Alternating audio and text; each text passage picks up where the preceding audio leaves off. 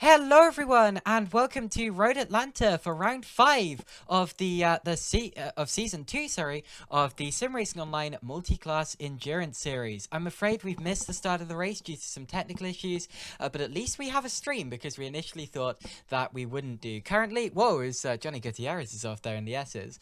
Currently, we have Tony Talviti leading the LMP2 class, who you may remember from the LMP3 class in the previous rounds. We actually don't have an LMP3 class here today, but we will do again next time out. John Vandergeest is currently running second place. He is also a driver who's previously raced in the LMP3 class. Pablo Finotti is in third position, followed by Roberto Bali, who by even starting this race has confirmed the LMP2 championship. So Roberto Bali wins that, and well done to him. Excuse me. Andrew Harper is currently in fifth place. Something stuck in my throat. Rob Milliken currently sixth. Then we have the GTE leader, Denis Pimenov, followed by Kehal Graf, Barrett Eriksson, Michal Mazurek, Jens Roos, Jerry Chen, Neil Tasker, Ollie Bateson, Norman Bruce, Didier Colo, Johnny Gutierrez, Carl Middleton, who's had a horrid race so far in the Porsche. And that's a shame because he is the GTE championship leader. Then we have Nigel Middleton currently in the pits, Andrew Williams out of the race, Paulo Lima out of the race, and also Andre Depi out of the race. Let's see if we can find a driver potentially about to... Oh, Johnny Gutierrez has spun again. Let's see if we can find him and see if he gets going nice and cleanly. Looks to have done so very nicely. Jolly good. Nope, and he's going straight back off again. So I'm afraid Johnny Gutierrez is really struggling in that Corvette so far today. I'm being joined here today with my co-commentator, Mac Shepherd. Hello, Mac.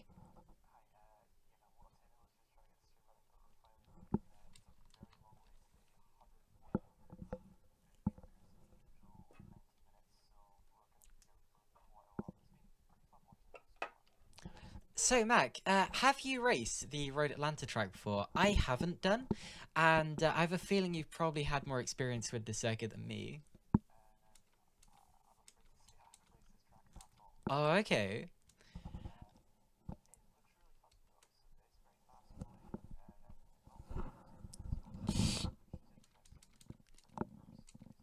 Didier Colo going off and into the wall. Let me go back and see if I can find him. There he is in the BMW.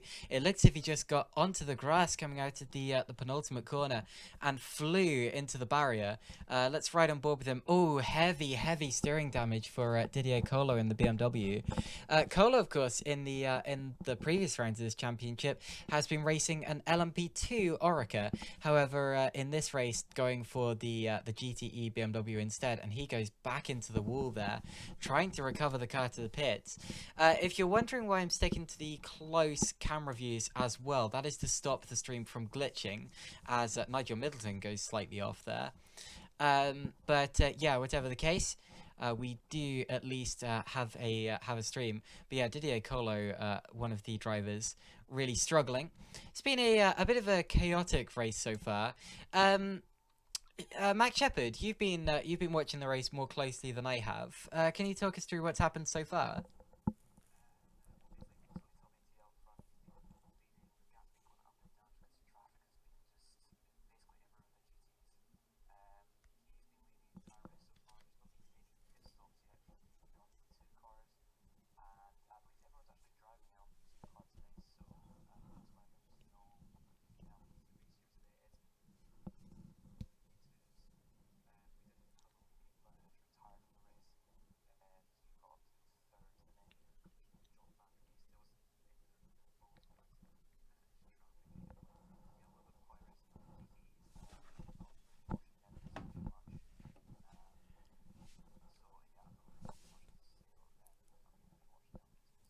Well, we're currently seeing a fight here between Jens Roos and Jerry Chen. Let's just see where that is in class. 1, 2, 3, 4, 5. Okay, so this is the GT fight for 5th position, and Chen has been sticking in the slipstream of his fellow BMW driver down the straight and following him through the corners. They've just lapped Nigel Middleton, who's come out of the pits a couple of laps ago, and Chen again will tuck into the slipstream of Jens Roos down the back straight. But yeah, this is a fight that's been raging for a little while now. And in other news, we do also have a oh, come on, just as I say we have a TV camera that's not glitching, it starts glitching a little bit. So I'll go back to these outward cameras and have a look, excuse me, at Jens Roos. Pulling away a little bit from Jerry Chen so far in this lap. Chen not quite having anything for Jens Roos on this very hilly, very twisty, very fast Road Atlanta circuit. There you see Didier Colo, who did manage to make it back to the pits, so good for him. But yeah, the GTEs continue to follow each other.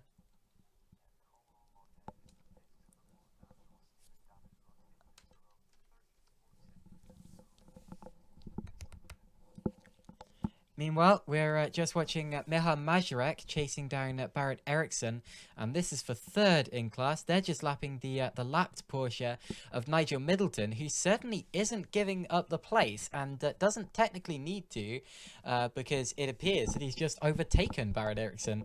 Miha Majorek now put right on the tail of the BMW as we head down the straight. He will be properly in the slipstream as we head towards the chicane at 10A and 10B. And he pokes to the outside, so let's have a look from behind the cars as he tucks in and very nearly spins, gets very, very sideways. A lot of oversteer there as it looks as if he just went too fast into the corner and got out of the groove, and that's going to allow Barrett Ericsson to get a few car lengths out.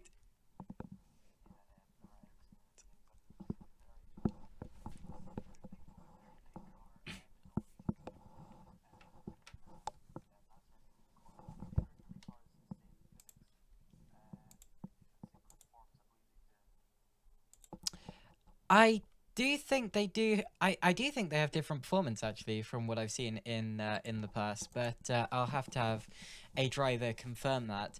But yeah, whatever the case, Majorek now needs to get his head back in the game and get his car back in the rhythm and focus on catching up to the back of Barrett Ericsson again. He was right on the tail of them after Carl Middleton went through and then, of course, made that mistake. But yeah, here's his first real opportunity to start gaining some time back, which is the slipstream down the back straight.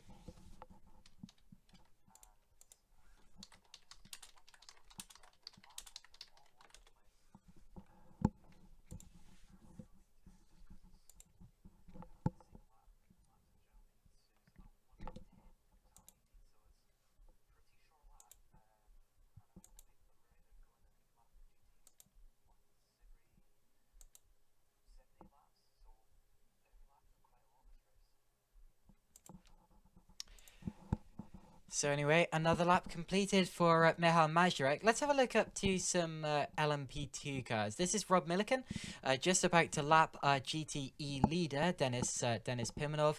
And Pimenov really getting away in the lead of the GTE class so far. He's got a clean track behind him in his mirrors, apart from the LMP2 car of Rob Milliken, who should pass him here without significant issue. Milliken in the Dragon Speed liveried LMP2. Dragon Speed recently, of course, a team that took up LMP1. However, that car, of course, not associated with the real life Dragon Speed team. Meanwhile, Andrew Harper's had an off there over the crest. Continues on his way, but that looks like it was a little bit of a hairy one. And it looks as if he's got his steering hanging slightly to the left as well. Oh, as he runs very wide in turn one, that was close. But manages to get his car turned in as he clouts the curbs. There's Roberto Bali, the LMP2 championship leader, primarily because of the fact he was the only LMP2 driver to start every race. So well done to him for his consistency, and it's great that he was able to make every round. And Bali already confirmed the LMP2 champion simply by starting this race. Pablo Finotti currently third. Here's John van der Geest, who also helps to run SimRacingOnline. There he is, lapping Nigel Middleton. In fact, let's watch a lap on board with John van der Geest. He's got a little bit of GTE traffic coming up, but anyway. Here he heads into the S's. This is the first part of the S's with very kind of heavy curbs, very high curbs, and he has to back off there to avoid going into the back of Norman Bruce, and probably could have gone through in the S's there, but didn't want to risk anything, and that's a good endurance racing mentality that he has there, and now demoots him cleanly. There he goes over the crest of the hill, turns 6 and 7, and now we head over another crest. We've got Jerry Chen and Jens Roos in the BMWs. They're still running together on track, and Van der Geest is going to absolutely blitz them in a straight line due to the supreme power in an LMP2 car. Now down towards 10A and 10B, the weirdly named chicane, over another crest under a bridge, and around the very blind, very fast final corner. We've seen some big accidents there in the past, but John Van der Geest gets it turned in and does it very nicely indeed as he continues on his way in second place.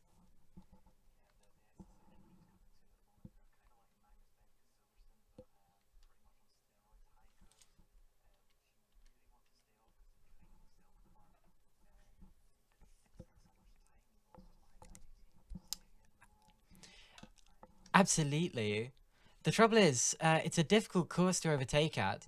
Not maybe in the latter stages of the course with the straight that we're looking at now and the chicane, but in the opening stage, in the opening section of the lap with the S's, there really is no overtaking there. Absolutely single file, and sometimes that even applies to inter-class situations.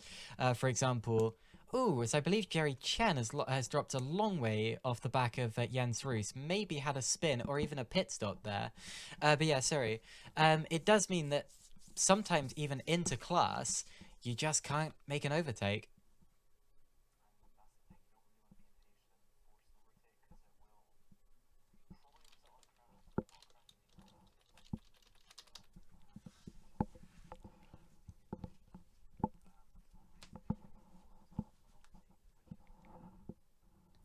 Yeah, of course. Rob Milliken just showing us how easy it is on the straight to pull a move on a GTE car. That's really not going to be the issue. The issue is the chicane. Meanwhile, Andrew Harper has been in for another pit stop. I believe that's his second one of the race so far, and he's actually dropped behind several GTE runners as of present. So Harper's got some ground to make up after. Another pit stop. We saw him off the road about a lap ago. Maybe he picked up damage and felt that he needed to make a pit stop. But whatever the case, he continues on his way.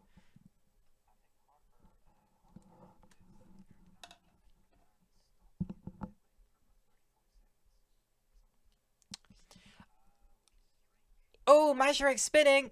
Mazurek's lost it in the chicane. He's got going again, but Barrett Ericsson has got him back. Now, I did notice that Mazurek was ahead of Ericsson. Of course, he was behind him when we were watching these two earlier on. But now, of course, he's had a spin and he's dropped back behind Barrett Ericsson. As into the pits, meanwhile, comes John van der Geest from second place.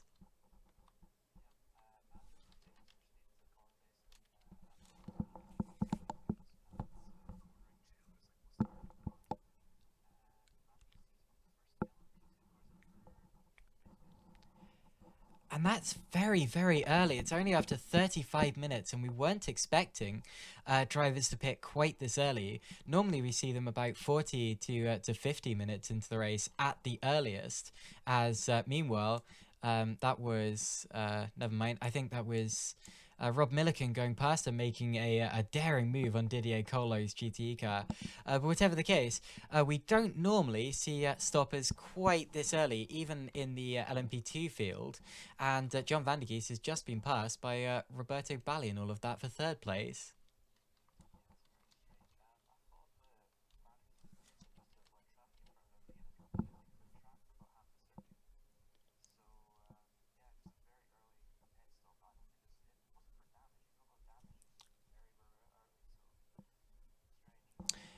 Now, one thing to point out here is that there are exactly 100 and roughly 110 minutes remaining in this race, which is just over what we have in a normal race. And I'm wondering whether that's tactical, whether he's pitting now, so then he's on the strategy that he's normally on in the other races, if that makes sense, and he knows that he can do the rest of the race on one stop from here.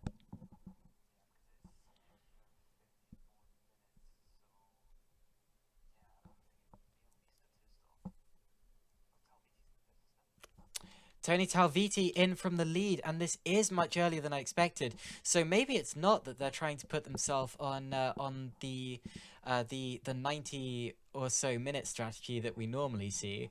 Maybe it's more to do with the fact that tires just go off really, really quickly here. I doubt it.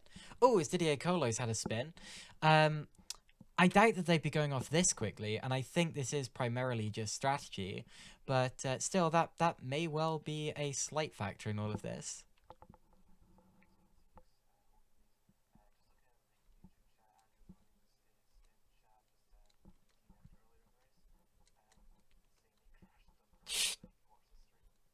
Oh,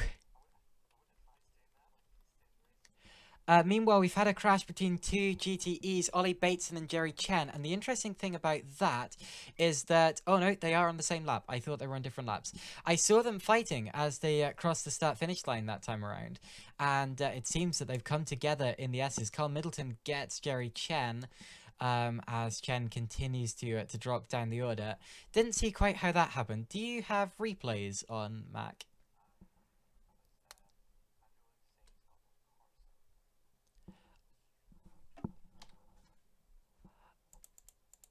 And I'll tell you why that is. It's actually a really embarrassing reason. It's because you haven't been able to hear either the cars or my co-commentator Mac Shepard for the entire stream. And I am so sorry, Mac. Honestly, I'm really sorry about that. Okay. Oh, well, hi everyone. I'm on the stream now. Not sure what to say, but okay. I am really glad you pointed that out, Andrew, because if you hadn't said that, then we would have gone the entire stream without realizing that we couldn't hear Mac, and I'm so sorry about that. That was really some very awkward long pauses. Oh, Ollie Bateson's having another spin. He's gone off again, and he's backwards into the wall. Bateson not having a good time of it. Yeah. So, anyway, yeah, Mac Shepard is my co-commentator. He's been joining me for the entire race, believe it or not. And, yeah, Mac, I'm so sorry about that. Have you been enjoying the race so far? I'm just going to repeat what I said earlier because you didn't hear it. It's been pretty good. A lot of well, I've not really been looking at the GTs because there are a lot of GTs in this race to keep hold of. About 15 GTEs. We've had a few DNFs so far. I've been mainly looking at the LMP2 cars, and it's a circuit I've not driven on before, so I don't really know the circuit too well, but it does look like a fun circuit. There's a lot of crashes happening. Michal Mazurek is catching back up towards the rear of Barrett Ericsson's car. Also, Mac, if you could keep an eye on the YouTube stream throughout the whole thing for me, that would be great, because I can't see it. Thank you very much. But anyway, Michal Mazurek definitely catching up to the back of Barrett Ericsson. Although the problem is, every time he either gets close to Ericsson or even passes him for that matter, he tends to make a mistake at the chicane. Yep. And I think that might be a setup problem in general, because it just seems to be mainly the chicane just losing the back end on turn-in, so not enough rear grip, I'm guessing. Yeah, might need to. Oh, he gets very sideways there through the S's as well. Yeah, he is sliding around a little bit. may need to put some more rear wing on that, possibly in the next pit stop if you can adjust that within the race. They're also about to be caught, interestingly, by Andrew Harper, and this is for position, as Harper's had a couple of pit stops, I think. But yeah, this is going to be for position. The LMP2 car, I suppose, is going to blitz them down the straight, and it shouldn't be too much of a fight at all. But this is a three-way. I say fight, not really. A three-way chain for 8th position as Harper passes Mazurek. Mazurek seemed to get past very quick. Oh, it's an LMP2 car, I think. Oh yeah, I said that. Yeah. Yeah, didn't notice that. I thought it was GT car passing. No, don't worry. Andrew Harper in the LMP2. They are on the same lap, of course. But yeah, Andrew Harper up into 8th place overall. I thought it was Mazurek just letting him pass for some reason, but realised it was an LP2 car. But yeah, a bit of a chaotic race. Got Bates in the pits after a few crashes and mistakes. Yeah, it's still. Also off at turn 1 is Norman Bruce. He's already a lap down, and he's had a spin in his BMW, but gets that back and pointed in the right direction. Off he goes. Oh, I tell you what, he's only got 3 wheels. Yeah, that's not ideal. It really isn't ideal for him. Yeah, you don't say. Norman It's Bruce. not the perfect, car right there. Trying to recover the car on just 3 wheels, and needs to make sure he doesn't get in anyone's way, because that car is not going to be handling very well at all. And oh my goodness, yeah. Ollie Bates in there goes through on the outside. Johnny Gutierrez in the Corvette, and Norman Bruce is driving a tricycle. Well, if he can get it back to the pits, it'd be pretty impressive, and they can duct tape that wheel back on. You can see him just going wide, obviously, because he can't turn his car, basically. Yeah, I wonder how did that happen? Because I've never seen a driver lose a wheel in this yet. Oh, I've seen it happen plenty of times, but not this series. You have the replays on, so if you'd like to go back and check, that'd be great. Gonna wind back and see. Ooh, meanwhile, this is a fight between Johnny Gutierrez. Actually, that's not a fight because Bateson is a lap down. That was Johnny Gutierrez just passing Ollie Bateson, and didn't look as easy as he would have liked it to. But anyway, let's have a look up to the LMP2 field at the minute, because Tony Talviti is currently leading the race. He made a pit stop a little while ago. Oh, someone's off in the gravel there. And that was Norman Bruce again with his missing front left wheel. Come on, Norman. Gets the... Oh, no. But the thing is, he's struggling to get it pointed in a straight line. And I'll tell you why that is. It's because every time he starts heading forwards, the front left just gets stuck on the ground. And he needs to turn that steering wheel absolutely sharp right. And very much regulate the throttle. He can't get frustrated with this. He needs to just tap the throttle and get it pointed in the right direction, and just try to make it back onto that grass. And if he doesn't do that, he stands no chance, I'm afraid. Yeah, Bruce had a crash at the last corner, and it's unfortunate because then he had to do a full lap since he'd gone past the pit lane at that point, which is really, really unfortunate. And he's out. Yeah, Norman Bruce out of the race, and to be honest, it was quite a heroic effort to get it back to the pits, but it was never going to work, and I'm afraid he is out of the race.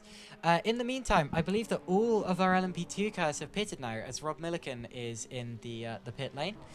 So I think he is the last of our LMP2 cars to make a pit stop, and I don't think that any of our GT leaders have done yet. I don't think so, but Mazurek's finally gotten past Ericsson. Oh, has he? Okay. Yep, Ericsson made a mistake at the chicane, and Mazurek just went through, so instead of Mazurek making mistakes. Meanwhile, spin for our championship leader, Carl Middleton, and can he get it going without being collected? Yes, he can. Jolly good. Hopefully no damage to that Porsche. There is no damage to that Porsche. However, he is losing plenty of time with that one. And Carl Middleton, who was hoping to pretty much seal his championship today. Of course, he couldn't mathematically seal it, but hoping to pretty much seal his championship today. Unfortunately, not having the best of races. Not yet, but we're barely halfway through, so it could come to him later on. I'm not saying it will, but it could. Meanwhile, Andrew Harper's been off. I've noticed we are getting closer for the lead of GTE between Denis Pimenov and Kale Graf. They're not quite fighting yet, but they are definitely getting closer. Still, Barrett Eriksson taking big looks at the rear of Michal Mazurek's car, although not the best line through the S's there, and got over the grass slightly. Still sticking with Mazurek though. Yeah, which is impressive. They've been very similar in pace. I think Mazurek has been slightly faster, but is making mistakes, just trying to get Ericsson. Now that Ericsson's behind, I've always said it's easier to be following someone rather than being followed, if that makes sense. Oh, totally, yeah. Just because you've got someone as a reference for braking and cornering, etc. I totally agree. I got that in. Oh, as Roberto Balli there goes through in the LMP2 car. Yeah, I got that on a race that I was doing yesterday, just a casual race, when my brother was following me for a long time and eventually made an overtake and then suddenly started making mistakes and going off all the time. And that was simply because he didn't have a car ahead of him for a reference, so he was having to discover the course for himself. So it's definitely easier to do the hunting than to be the hunted, and then you have the extra pressure of the pressure of defending that position. Ooh. And as Bally's had a bit of an off there, but yeah, defending the position and making sure that you don't make any silly mistakes. Meanwhile, actually, that cost Bally third place to Pablo Finotti. Yes, I think it did. It did indeed. So Finotti up into third place in the LMP2 class for now. Bally down into fourth. And, and I've noticed for the first time, actually, the headlights are on. It is getting gradually darker, yeah. Not by much, but it is getting darker. Yeah, KL Graf there, very nearly getting completely cut off by Jerry Chen, and Chen needs to be getting out of the way here because he's not on the same lap as KL Graf. Of course, if KL was in an LMP2 class, then Chen would have no obligation to get out of the way, but because they're in the same class, he does. And KL Graf is getting really held up by Jerry Chen here, and Chen very nearly cut his front end off as John Vandegeest threads the needle, and KL Graf manages to get through. Yeah, Graf on the inside, fairly easy move. I believe we had Jens Roos to pits for the first time. I think that is his first pit stop. Yes, it is. Andrew Williams in the chat saying full tank in Porca. I'm not sure what he means by Porca. Porsche? Yeah, that will mean the Porsche. Oh, Andrew Harper's off again. I'm afraid Harper's another driver who's had a bit of a dodgy day so far. Luckily, no suspension damage, but he's definitely had a quick trip through the gravel. But yeah, full tank in the Porsche. Lasts about 40 laps. Lasts about 40 laps.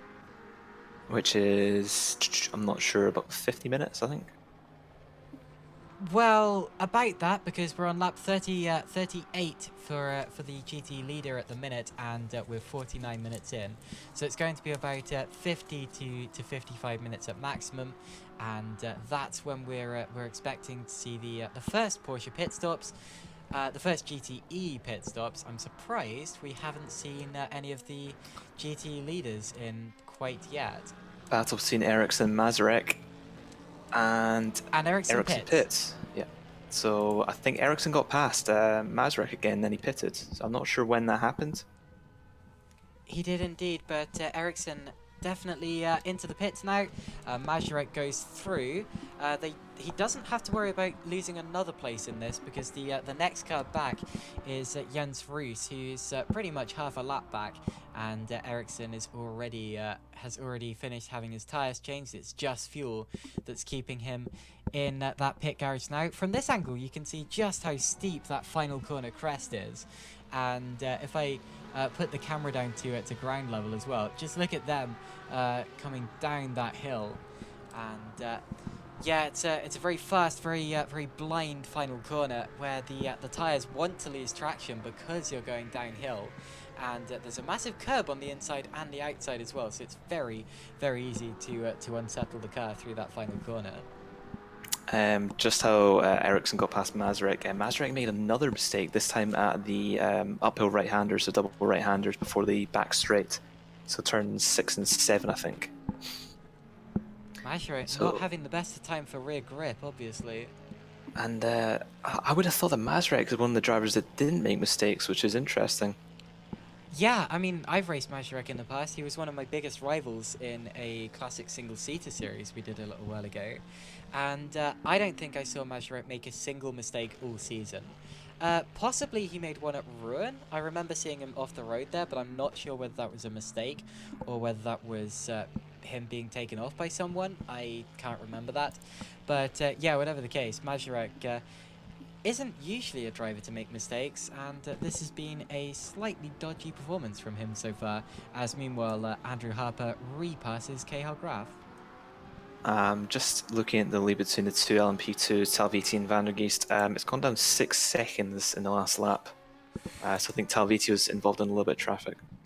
Probably traffic, yeah. Van der Geest still a long way back there, though, and they're both on a very similar strategy so far. So I don't think Talviti has to be careful. He just needs to make sure that he doesn't get properly caught out in traffic. Let's watch. I'm going to watch Andrew Harper here as he carves his way through the GTE traffic, as he's now got Denis Pimenov in his sights, and when he gets past Pimenov, he will be up to the tail of the LMP2 field effectively, as he'll be ahead of all the GTE runners again, and it must be a very satisfying thing knowing that you're not running behind any lower class cars anymore. I've never been in that situation, but anyway. Andrew Harper slipstreaming his way along the straight. Doesn't even need the slipstream as he's got a much, much faster car. And powers his way through into 6th place. And we have Mazurek in the pits, so I think it's actually going to be pretty close to Mazurek and Ericsson. Depends on how fast Ericsson's been on the outlaps. So it all depends on whether Ericsson's been having a good outlap here. As you said, often it's the case of cold tyres versus warm tyres. Which one, or versus warm tyres, sorry. Which one costs you more? Barrett Ericsson coming out of the final corner. And I think Mazurek is just about going to have this as we head up the hill. It's going to be close as Ericsson's going to have the run, but Mazurek is indeed going to lead into the S's only just, I'd estimate, by half a second. And Ericsson's going to be on warm tyres as well, so he might be able to close the gap, possibly make a move later in this lap. Because Mazurek's tyres are not going to be very nice to drive on just coming out of the pits. Ericsson there over the curbs, over the deadly turn 5 curbs as well, and gets it all tucked in nicely. The sun really beginning to set here, and this is a horrible time for visibility. I remember driving a GTE car at the Dubai Autodrome a while ago, where the sun was just shining in my eyes as it was going down on the horizon, and it was actually really, really difficult to drive. So I'm sure the drivers will be... They will probably be relieved when the sun goes completely down, and there will probably be more visibility than there is for them at the minute at some parts of the course. But whatever the case, Barrett Ericsson continues to chase down Mazurek. However, I reckon Mazurek pulled some time out on that lap. Yeah, it seems to be about a second or two. Yeah, about a second he pulled off. So I think Mazurek's got a little bit more pace now. Might have changed his rear wing, as we were saying earlier, just to make it a little bit better at the rear as Talviti goes past. In LMP2 news, Tony Talviti has lapped championship winner Roberto Bali. So Talviti putting on a fantastic performance in the LMP2 car. And of course he was the LMP2 champion last season, season 1 of the Multiclass Endurance Series. And well, took on LMP3 for a new challenge this year. He's not in the LMP2 championship, and the only reason he's in an LMP2 car today is because the LMP3 class was cancelled. However, he will be in an LMP3 car next time out, fighting for that championship with John Van der Geest and I think whoever else is in the LMP3 class, going into next round in 2 weeks' time. But yeah, Tony Talviti putting on a fantastic performance, and the fact that he's already lapped Roberto Bali just proves exactly how well he's doing here. Yeah, exactly. And his car just looks completely hooked up, just not really much movement, not much understeer, not much oversteer, just completely balanced, as all things should be. He's But probably yeah, going to be just held up quite a bit on this lap though, because he's got KL Graf right ahead of him through the S's, and you see how he's backing off there actually to avoid getting right on the tail of the GTE car and risk unsettling it. But anyway, goes through on the next straight. The S's are a horrible place to find traffic. yeah, it can lose. It can possibly lose or win you this race, depending on if you hit the traffic at the right point. If you hit them on the straight here, it'll be completely fine. You can sail past them. If you hit them on the S's, there's no overtaking spots. And I think he's lost 2 seconds to Van der Geest just in that last lap because of traffic. Tony Talviti going past Denis Pimenov, and that is a great shot for the photographers, seeing our two class leaders going side by side into the chicane. Doesn't last long. LMP2 much quicker than GTE, but still good to see the class leaders swapping places with no issues. And they continue on their way. Meanwhile, first of our GTE leaders into the pits is Cahill Graf from second place. Let's see how quick his pit stop is. I believe Denis Pimenov, has he pitted yet? He hasn't. So Pimenov going late into the race. Now, we saw last time out at Paul Ricard that the GTE cars could last much longer on their first stints than we thought they could, and KL Graf in particular and a couple of his rivals stayed out right till the very dead, and I wouldn't be surprised to see some guys doing a very similar thing. Of course, Majorek and Ericsson, they've already pitted. I believe, as KL Graf gets going again, that the only guy in the especially in the lead order that we're waiting for his first pit stop is actually our leader, Denis Pimenov. Yeah, man, it was almost like a competition last race to see who can pit the latest. We had drivers, I can't remember how long, going like 60, 70 minutes into the race with that pit stop. It was crazy. Absolutely, they did, and I can't even remember who won the award for that last time out. I have a feeling it was Carl Middleton, but I'm not entirely sure if it was. And Pimenov finally pits. There we go, just on cue. Just on cue. So Denis Pimenov in. I think his car looks like a pineapple. I know that's a really random thing to say, but just the color scheme, you know, that green and that yellow. Yeah. Yeah. Random comment, but whatever the case, he pits and he should get going again in the lead of the race. I don't expect that the Graf is going to gain anywhere near enough time to seriously challenge him just yet, and that will be it for our first round of pit stops. Well, Cahill Graf on the same lap is coming through the chicane now at the end of the lap, and that's Pimenov just coming out of the pits. Meanwhile, Carl Middleton's had another spin. I just saw him there to the right of the screen, and Middleton's had a really tough time of it so far. His Nigel Middleton's in the pits at the minute. I'm not quite sure if they're or how they're related, but whatever the case, Carl Middleton, having to having another spin, and that's about his third of the race so far. Yeah, that's the thing with this race. It just seems a lot of drivers making a lot of accidents throughout pretty much every class, both LMP2 and GTs, and it doesn't seem the most technical circuit, which is interesting. It's an extremely difficult circuit. I mean, you can never overestimate Road Atlanta with its massive curbs and its flying fast corners. I don't like the final corner particularly. It's very rewarding when you get it right, but it's extremely difficult. And if you don't get it right, you're gonna have a pretty big hit into that outside wall. So it's a tricky course. If you watch Pimenov through the final stage here, through the final corners, you can see just how little of the track ahead of you can see, and the instinct your instinct is telling you to turn in much, much earlier than you should do, as well as here at the first corner. And yeah, even if it's not a particularly difficult course in terms of hot lapping, to actually stay on the road, it does take a lot of concentration. Yeah, exactly. I'm just wondering at this moment in time how the track temperature is going to drop and affect the cars, because the sun is getting very, very low now in the sky. Yeah, it's a weird thing with track temperature. Sometimes the temperature it really does depend on the cars and the tires. Sometimes the temperature lowering helps the cars. It stops the tires from overheating. It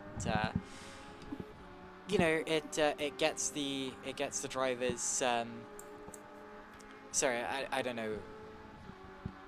Excuse me. What I was trying to say, let me try that one again, is that it stops the tires from overheating, and sometimes that makes them makes them faster, and at other times it can also mean that there's less grip because a colder surface means a colder tire, and colder tires means less grip.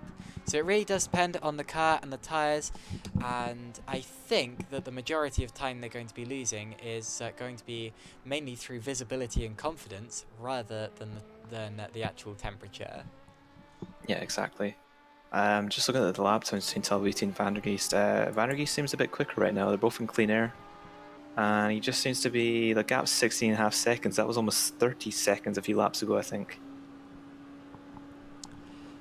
Yeah, so the Interesting. gap coming in, but not that quickly. I suppose we'll have to see further through the race. We still have over an hour to go in this race, and well, that's what John Vandergeest needs to do. You know, just keep hammering away at the margin, and see what happens later on in the event.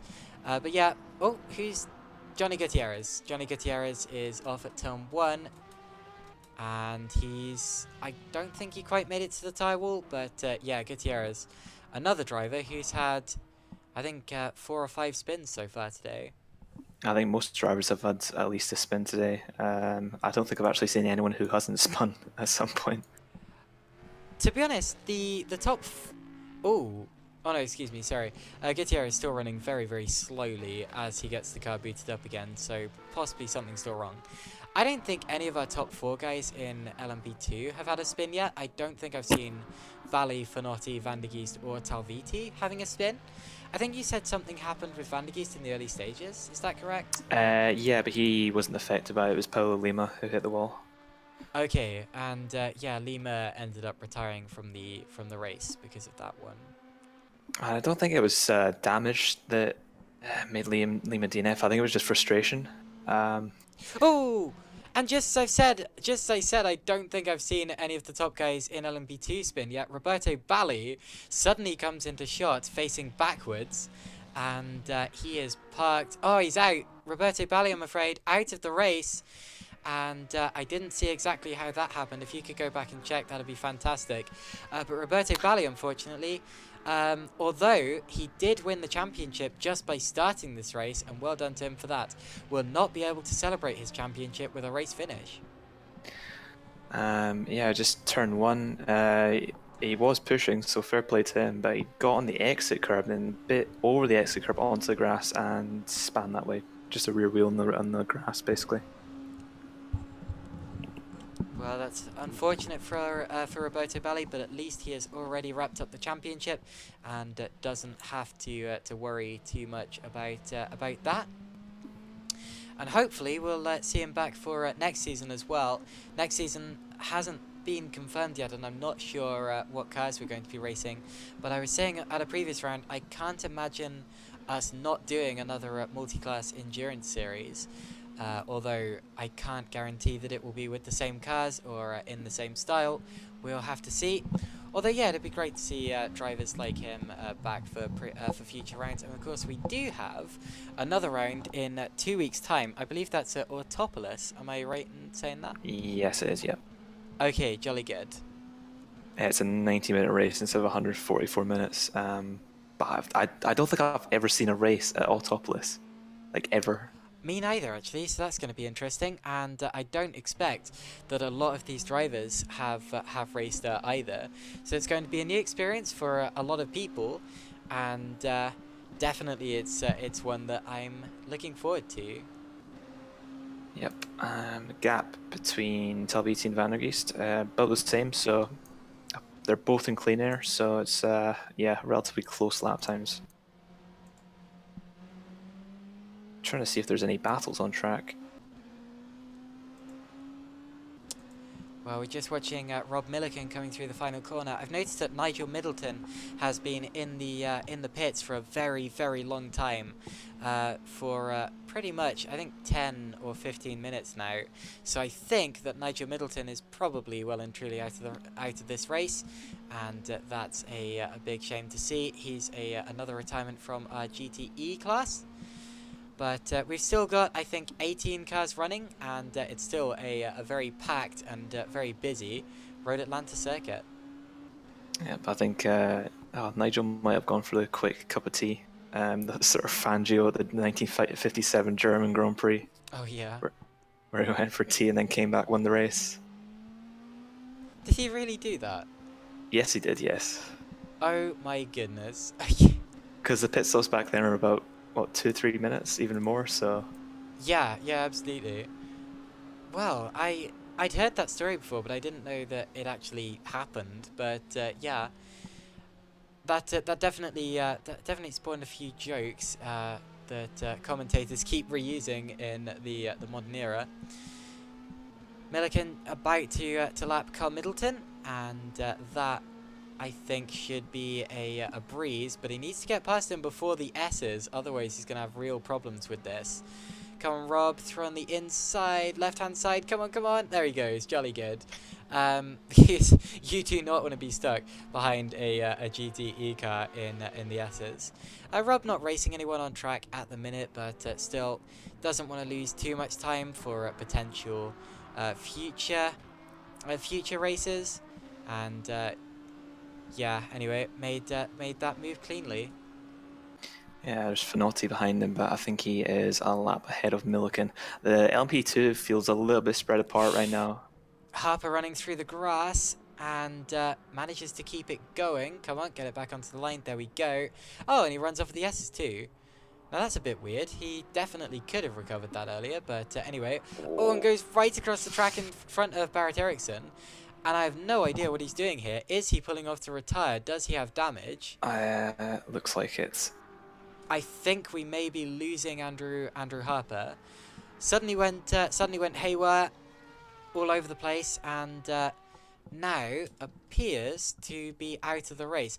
Maybe there's like a pop-up on his screen or something, and he's trying to get rid of it because I'm just gonna rewind and see if he just went straight on. If I mean, he very much straight-lined the S's, but I'm surprised he hasn't exited back to the pits yet.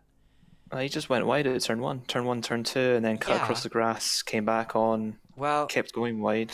Yeah, it's just strange. I'm afraid he's retired from this race now, meaning we have 4 LMP2 runners remaining, if I've got that correct. Yes, I have.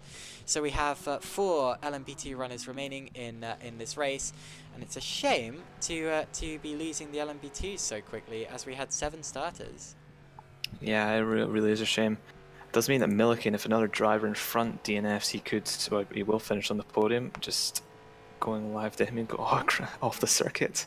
Knowing Rob Milliken, he'd be absolutely thrilled with that. I've spoken to him in the past, and yeah, he probably would be absolutely thrilled with a podium.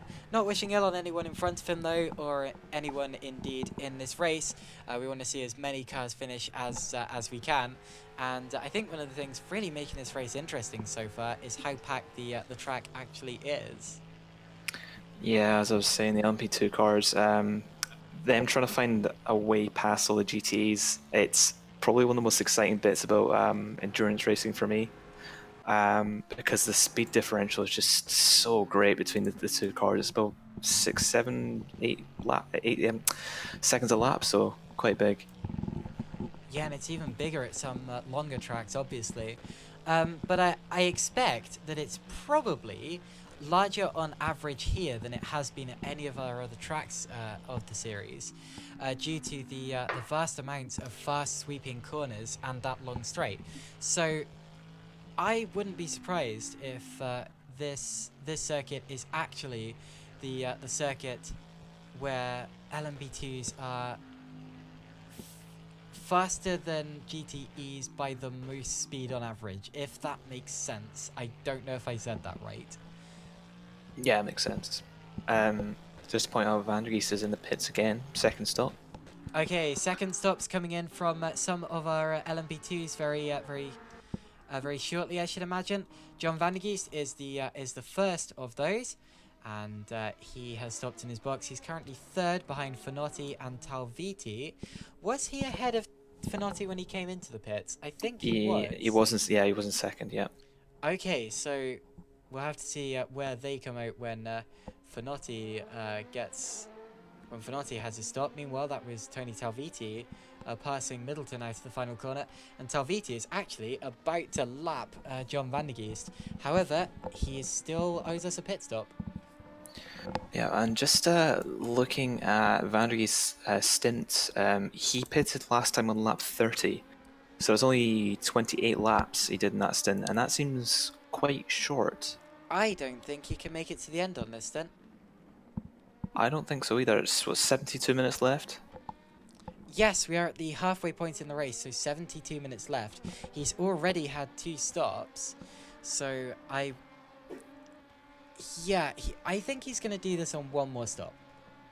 Yeah, that makes sense. If he's done 2 stops in 72 minutes, he's probably going to pit around like 105 minutes in, 106 minutes in, roughly, so it's going to be a 3 stop.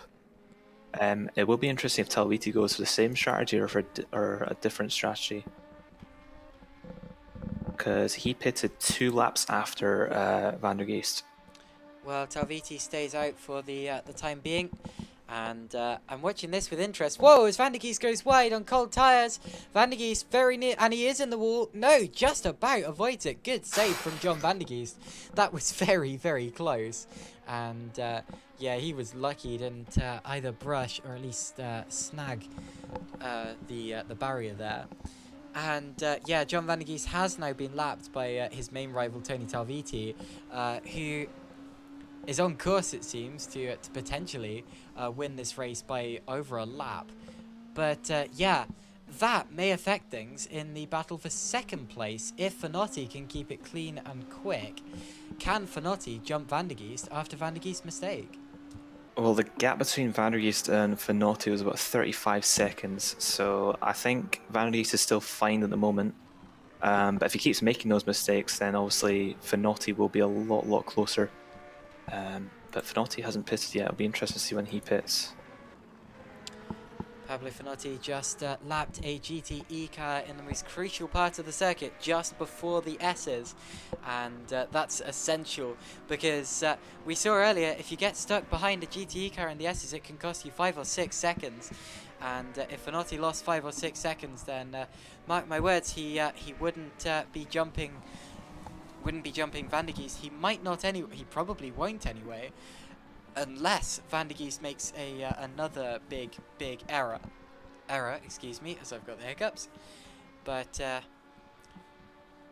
yeah, Finotti definitely still pushing, and he really needs to. Van der Geest has far more to lose than him, and this is all down to what Pablo Finotti can do now. I think all the race leaders, Talviti, Finotti, Talviti's actually in the pits right now. Oh yeah. So okay. They all seem to be on similar strategies. They do. So I'm expecting one more pit stop from all of our LMP2 runners after this one. Talviti gets the car running again and returns to the track. That means that Pablo Finotti temporarily leads the race, although he does have traffic in the S's here, and he will be a little bit annoyed at that. Meanwhile, it's properly dark here at Road Atlanta. The sun has set on the horizon. Oh, Finotti gets very sideways there, trying to pass Neil Tasker in the Porsche, and now gets him done. But yeah, that took a little while.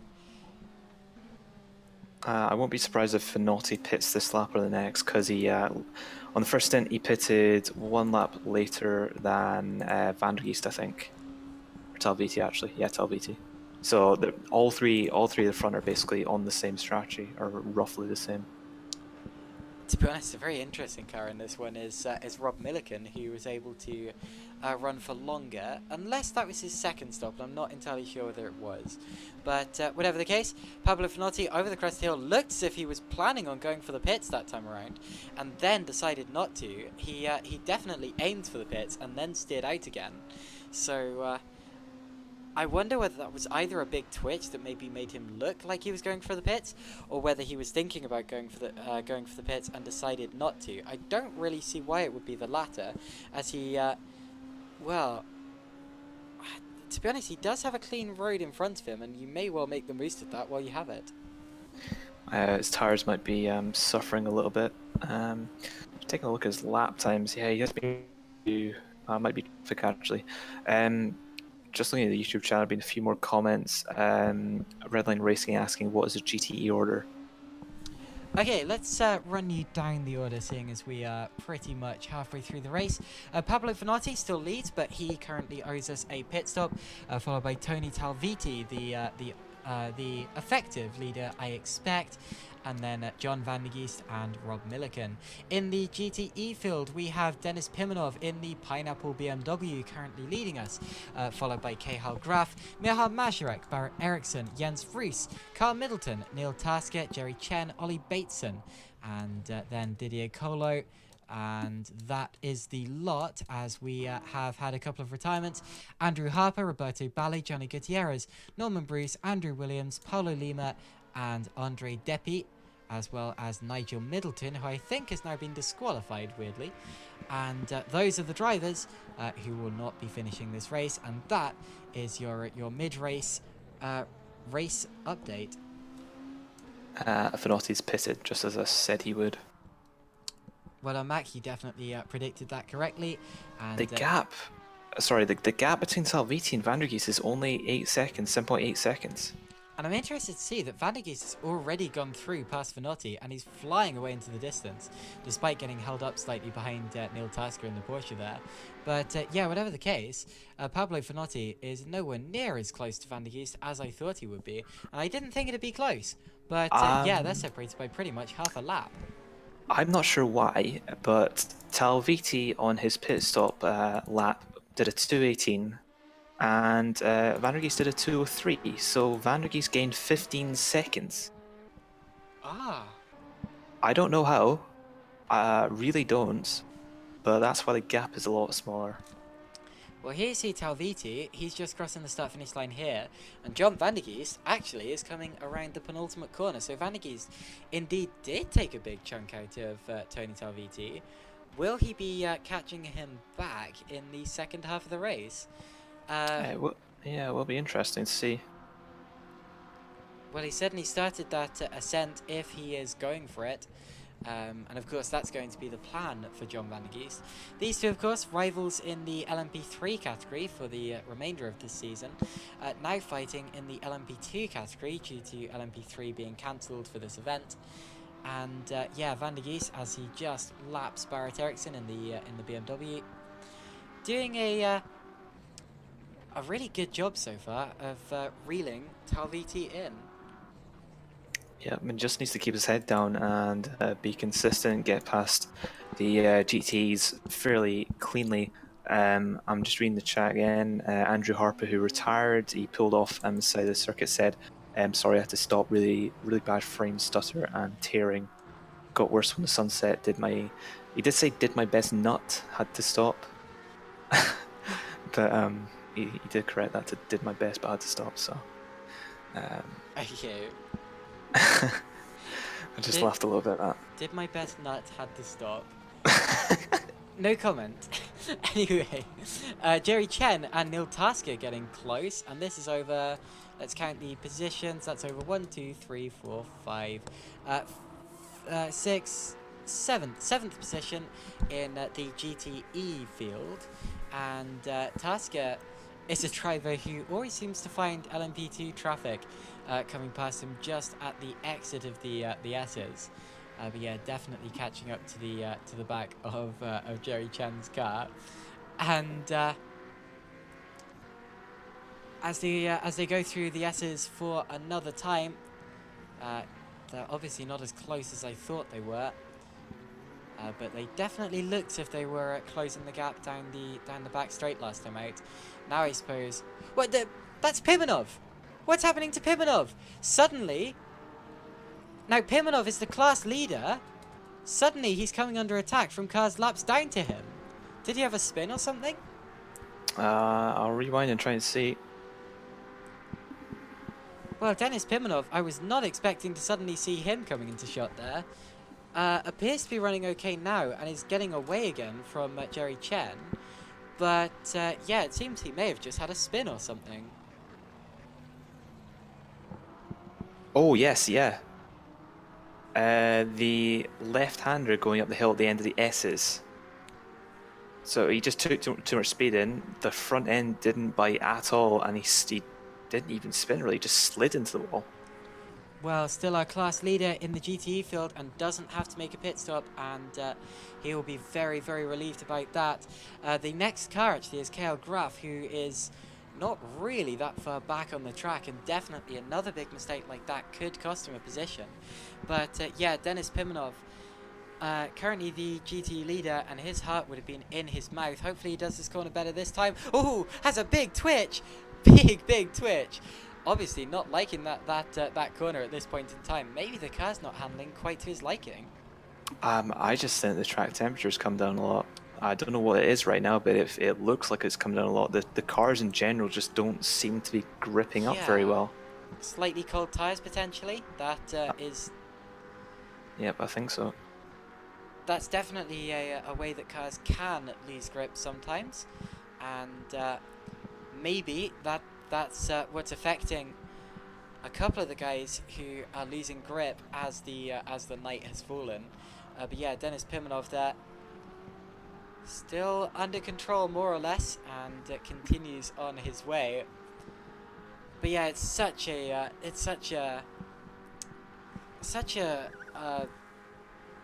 nerve-wracking thing. I was struggling to find the words there, but such a nerve-wracking thing when you're leading the race and then you feel yourself making a mistake, you feel yourself losing it. I've had that a couple of times, and it's a horrible, horrible feeling. I actually did that in a classic single-seater race on the first lap at Silverstone, and lost the lead to Michal Mazurek on that occasion. Yeah, it's a really, really horrible feeling when it happens, and you've just got to, well, brace for impact. Try to make sure the car picks up as little damage as possible, and see what you can recover from the race. And it's always horrible leading the race and then thinking you've got the gap behind, which at the moment, I'm not sure what the gap between Pimenov and Graf is. I think it's quite big though. But you kind of just get into the sense that you're not going to get past, and you start making mistakes, and it's just not a good phase to be in. Yeah, definitely. It's a very nervous position leading a race. Not so much in endurance racing sometimes, because you've got so much clean air for a lot of the race, but yeah, it's definitely a very nerve-wracking thing leading a race, and you just don't want to make a mistake. You are absolutely desperate not to, and a lot of drivers who have been in the lead of high-ranking events such as Grand Prix. Oh, as Didier Colo's had another off there on the inside. Yeah, a lot of drivers who have led high-ranking events such as Grand Prix say that when you're leading a race, sometimes you hear things going wrong with the car. You hear like funny little noises in your head, and it's just you being utterly paranoid. And I think Colo's going to retire. Sorry. Okay, maybe about to lose another GTE. Meanwhile, Denis Pimenov dropping back again into the hands of Jerry Chen. Pimenov struggling a bit in this race so far. But yeah, have we lost? Yes, we have lost Didier Colo. That is a shame to see. And that means, oh my goodness, of the 22 cars who started, we now only have 13 cars remaining. This has been a real race of attrition. Yep, Pimenov's lap times seem to be a second or two slower than Graf at the moment. Just through He's pitting. various, just through various mistakes. Now, hopefully, this pit stop will repair whatever he needs to be repaired. Probably his tyres. Of course, he will have a tyre change while he's in the pits here.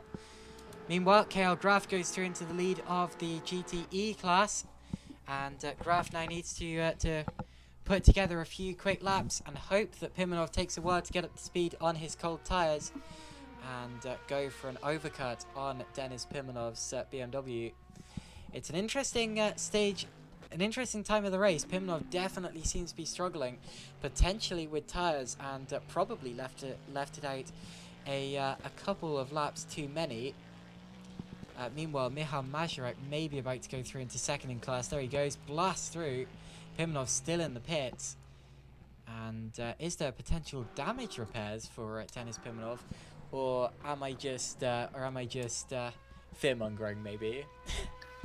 I'm not quite sure because his second stint was very short, only 19 laps compared to 45 for his first stint, which is interesting.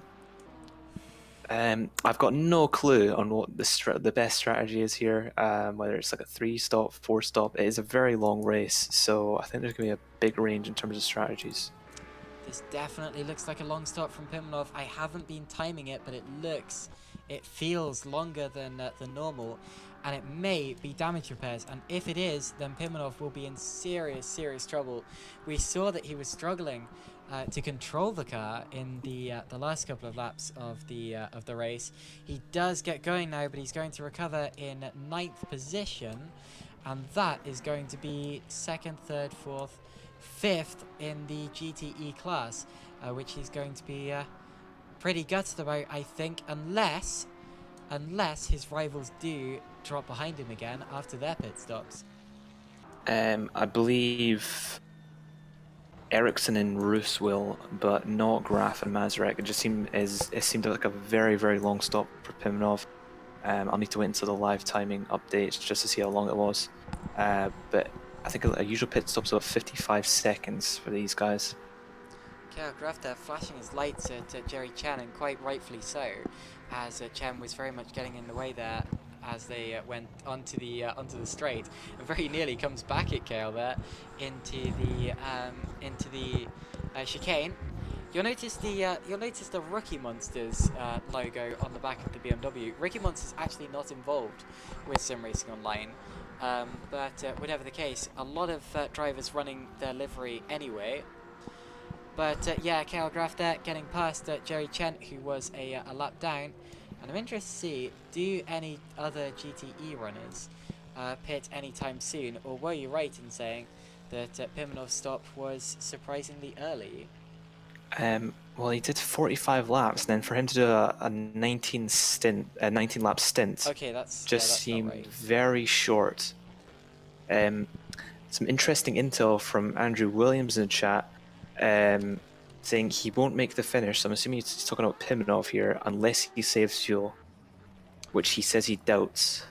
Andrew, could you please clarify who you mean with that? I'm assuming, because we were talking about Pimenov a lot at the time, I'm assuming he means Pimenov. Possibly, yeah. And I said maybe why he did a couple of extra laps with damage, so he could maybe make the finish on a full tank. Another driver struggling is Carl Middleton. I've mentioned that a couple of times already, but he's just been off and into the barriers again, and he has heavily damaged steering. And well, coming into this round, he was leading the championship despite not winning any of the rounds so far. He's just done it through consistency. However, consistency and being clean, certainly not what he's excelled at so far today, and I expect he's going to have to make a pit stop. Just point out, Tal VT, leader of the LMP2, is just about to lap Finotti in 3rd. And he's right on his tail. Very true. Let's look back from Fanotti. There is Talviti, and Fanotti will be getting the blue flags at this point in time. Fanotti, of course, won by over a lap at Paul Ricard. No, Watkins Glen, sorry, Watkins Glen. And may well end up being lapped in this race as Talviti goes for the one-lap wonder. The one-lap win wonder, sorry, in Road Atlanta. I believe have all three of the LMP2 leaders pitted. I think they have. Yes, believe so. Yeah. Andrew Williams was saying, yeah, he was talking about Pimenov. Okay, thank you very much, Andrew. Yeah, that was a very long stop from Pimenov. It was a 3-minute and 2-second lap compared to 2 minutes and 5 seconds. So he lost a minute in the pits.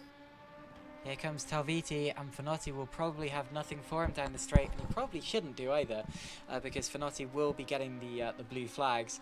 Through goes Talviti, and that is easy peasy lemon squeezy.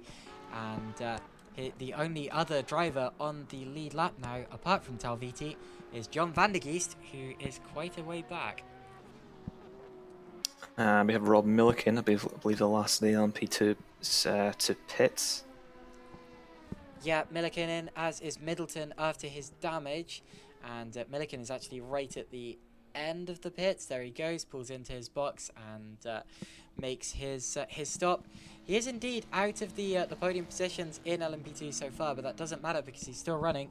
And oh, the lead is off in GTE. KL Graf's had a big off. And that may well affect who ends up leading the race, as it was going to be...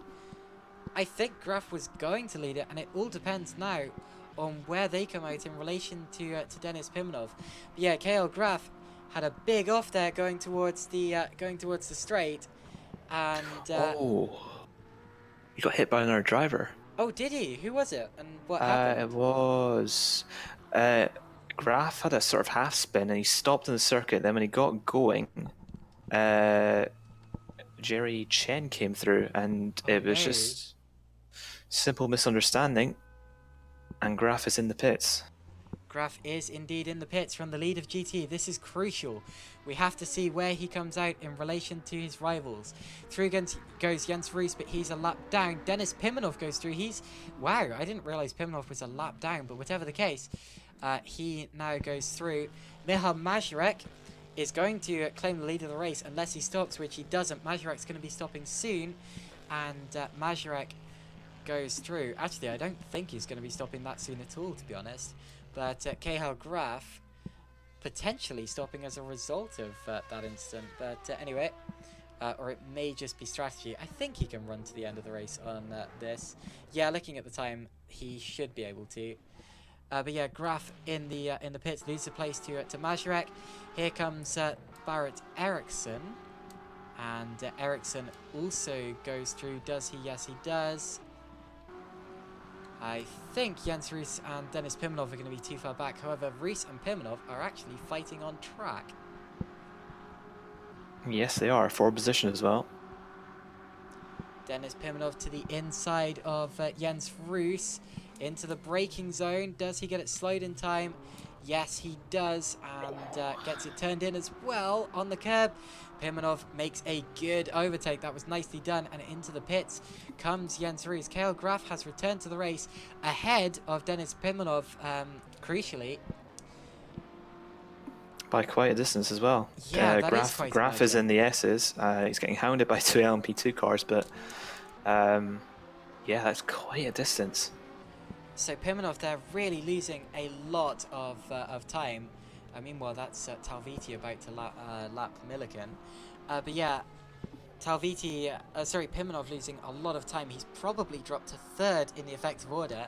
And now, the battle I'm interested in, who's leading out of Mazurek or Graf? Well, it'll be interesting. Mazurek hasn't pitted. Last time he pitted was lap 40, so about 30 laps ago. So he should be pitting fairly soon. Yes, and that will be to run to the very end of the race, of course, as we now have not that long remaining in this race. I mean, 40 minutes or so, but still not that long compared to other stages of the race, obviously. And Michal Majerek, it'll be interesting to see what his strategy is, whether he does his 50 to an hour stint with this stint, his second stint, or whether he does that to end the race, therefore pits in the next couple of laps. Just looking at the chat again, Andrew Williams saying Dennis should make the finish. I could do 53 minutes in the Porsche, and the BMW has a 5 liters bigger tank, which is 2 more laps apparently. So, did he say he should make the finish or shouldn't? Yeah, should. Pimenov should Okay, make. good. Yes. Yeah, I expected so as well, and that's good to hear. Denis Pimenov running, I think, effectively third in class, but of course we've yet to see that confirmed. It all depends on what happens with Michal Majerek before his next stop. Since the pit as well, I believe he would come up behind him off.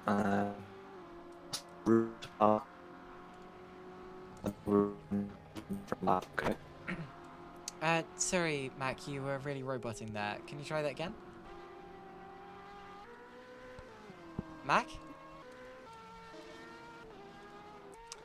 I think we've lost Mac. Well, that's a shame. Hopefully, we'll get him back for the remainder of the race, as I do not want to be doing 50 or 40 minutes. Sorry, on my own. No, it is pretty much 50 minutes remaining. But anyway, yeah. Hopefully, we get Mac back, and if you can hear me now, Mac, it'd be a good time to speak. Whatever the case, Talviti just laps Ericsson there, gets it done nicely and cleanly. Let's find someone we haven't watched much in this race yet. Neil Tasker is one driver. We've seen him getting lapped by P2s a couple of times, but we haven't seen him really running that much, although definitely doing a good job continuing on his way in the race. He's been one of the least eventful drivers, which is probably why we haven't seen much of him, and well done to him for that. At least that means he hasn't had any proper big offs or anything like that, and he's just about to be lapped there by Rob Milliken, who goes through on the inside. Nice to see. And Pablo Finotti about to come through as well. Did I just hear a Mac? Am I still lagging? Oh, no, we heard you there. Did you hear me there through everything I said? Or? Yes. Okay, I don't good. know if my voice is still lagging. I looked at Discord, it's Discord that's not working very well. So, yeah. I'm not sure what you heard and what you didn't hear from me. Heard pretty much nothing. Would you like to repeat yourself? I can't remember what I was talking about. I was talking about Denis Pimenov should make the finish. Yeah, I after said that maybe? I can't remember. It's gone in my head. Never mind, don't worry about it. I'm also currently watching Ollie Bateson, who's a driver I've mentioned a couple of times. In the early stages he had a couple of spins, but since then he's been very much accident-free and still continuing in this race in 12th position out of the 13 guys who are continuing in this race out of 22 starters. It's been a real race of attrition. Hopefully we don't get any more retirements, but with 45 minutes still to go, it's definitely not unlikely, and well, the drivers just need to make sure that they take care of themselves and take care of each other and make it to the finish of this race. Of course, SimRacingOnline has a great feature where everyone who starts the race scores points, meaning that pretty much turning up will guarantee you championship points, which is a great addition. And it means it really encourages drivers to turn up and to give it their best shot. And of course, SimRacingOnline has a really nice atmosphere. It's a great little community where drivers basically just turn up, give it their best shot, and be as competitive as they want to be, and just have fun finishing the race. And it's got a lot of different series as well. So if you like more historic race cars like me, there is the DNF series, which is on Sundays, which is basically Sundays apart from this week. So it's going to be next week, and it was last week. I don't take part in that, but I do commentate on that. It's called the DNF series, and it's kind of in the name, a lot of crashes. a lot of mayhem, but it's good fun to watch. Yes, absolutely. And if you're watching this and you think, yeah, I really want to get involved in that, but I don't have rFactor 2, it really doesn't matter. We may be on rFactor 2 for this race, but we also host races on rFactor 1, Project Cars, Assetto Corsa, Automobilista occasionally, and also occasionally some other one-off sims as well, but primarily rFactor 2 and Assetto Corsa. Although if you don't have either of those, it really doesn't matter. We effectively hold races on pretty much any sim you may have. I'm not sure about iRacing. Do we have races on iRacing? I don't think so, no. Okay, but pretty much every simulator we may have. Just head over to our site and take a look at our upcoming events. And if you fancy giving any of this a go, then yeah, definitely sign up. And we look forward to seeing you on the grid. I am just wondering when Oh, Pimenov Mazurek... Pimenov spun! Sorry to interrupt, Pimenov has been off again! And it's going from bad to worse for our former GTE class leader, Denis Pimenov, going all the way around 360 on the extra turn 5, manages to recover, but I tell you what, that's probably going to be his last chance of second place in this race gone. I'm just trying to see how he did that. Oh, it's the S's again. So same place where he had the last mistake. Too much in the curbs, I think. Yeah, just a bit too much in the curbs, and the car just slid and didn't have very much grip.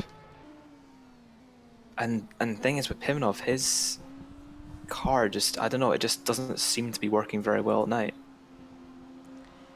Yeah, very true. He suddenly dropped off just as soon as the night began to fall. And ever since, Pimenov just hasn't been able to get it back. Maybe he's losing concentration. It's a very long race. We've already been racing for an hour and 40 minutes. So maybe these drivers are just losing concentration. And you may think, well, yeah, you know, I can go for an hour and 40 minutes straight. You have to remember these drivers have also been doing qualifying immediately beforehand. They've been practicing immediately before that. Some of these drivers would have been racing for 3 or 4 hours straight by now. And yeah, honestly, it's a real test of endurance, and potentially Denis Pimenov just overworking himself and now losing concentration in the late stages of the race. Yep. We have Mazurek in the pits. We also have Barrett Ericsson coming to the pit stops now. Right, well, this is an essential point in the race. Michal Mazurek finally making his pit stop, definitely leaving it much later than his GTE rivals. And Cahill Graf goes through into the lead, so Cahill Graf definitely leads the race. Mazurek spins up the rear wheels, gets it going again, and he will be miles ahead of Denis Pimenov. Now, who will be third? Will it be Barrett Ericsson or will it be Denis Pimenov? That's the real question in this one. Ericsson currently stopped in his box, and Denis Pimenov coming through. I should also present you with a theory. I reckon Michal Mazurek, on average, has been the fastest GTE runner when he's been on the road. The trouble is that in the early stages, Mazurek was really struggling with grip, and had a couple of, well, he had a half spin, and he had a couple of big slides. I wonder whether if he hadn't had those mistakes, he would be dominating this race at the minute. I'm not quite sure because I don't have all the timings underneath me. Just looking at the lap times roughly between Graf and Mazurek, who are basically two leaders right now, I think Graf's had the slight advantage. Not by much, but he's had the slight advantage. But yeah, Mazurek's had good pace. I just think he could have done a little bit better today without mistakes. Meanwhile, Barrett Ericsson is indeed behind Denis Pimenov, so despite the mistakes, Pimenov's still running in third position as we enter the final 40 minutes of the race. I think in about 10 minutes, when we have about half an hour remaining, a nice round number, I'll give you another race rundown, or temporary race rundown. But anyway, we're currently riding on board with John Van der Geest, who has a nice clean track ahead of him. The gap between the LMP2 cars hasn't really been coming in that significantly the last couple of laps. But yeah, Denis Pimenov in the GTE field, still running in third position for now. And just up front in LMP2, I think by the end of this race, I think Talviti will have lapped literally everyone, including Van der Geest, at this rate.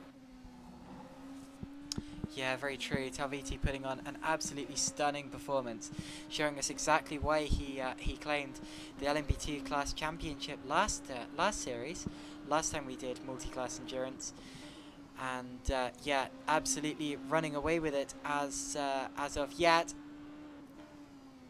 Although fantastic to watch this nighttime footage of John van der Geest going through the S's and towards Carl Middleton in his Porsche there. It's a beautiful track at night, quite well lit compared to other tracks at night, making it a really good track for multi-class endurance racing. And yeah, to be honest, I really like the look of this track at night. Yeah, it does look. I think it does look a little bit better at night. I think all tracks look better at night, to be honest, apart from the ones you literally can't see. But whatever the case, continuing to lap the Road Atlanta circuit. And now the race has settled down a bit. It's wait, never mind. It's about to pick up again because John van der Geest pits. So Oh, spinner. oh, who is it? Talviti's off. Talviti was off there. Oh golly, and also Jens Roos behind him. I believe there was contact between Talviti and Roos. Could you please go back and check what happened there? I saw Talviti sort of pushing Roos's car around when they were both off circuit. So I'm not sure what happened. I'll try and find out.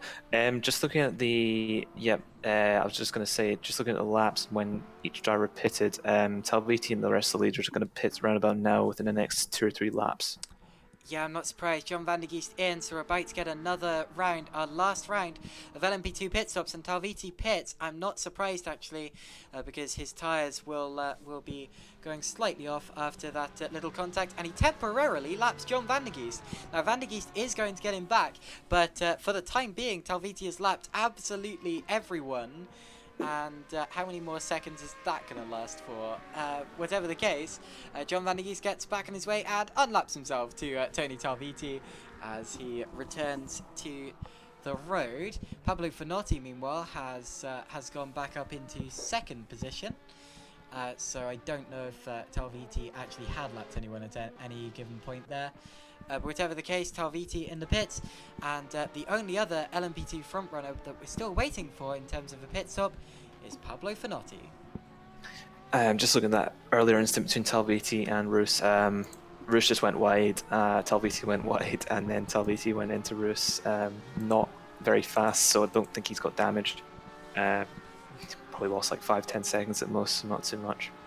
Good to see, but it's still a hairy moment there between the LMP2 class leader and Jens Roos's BMW, and yeah, that's definitely going to wake. Whoa, as Finotti has a bit of a slide, that's definitely going to wake Talviti up a bit. Finotti continues for another lap. He doesn't pit quite this time around, as he just puts another lap on Michal Majerek there. Runs slightly wide at turn 1. That's a slightly odd line.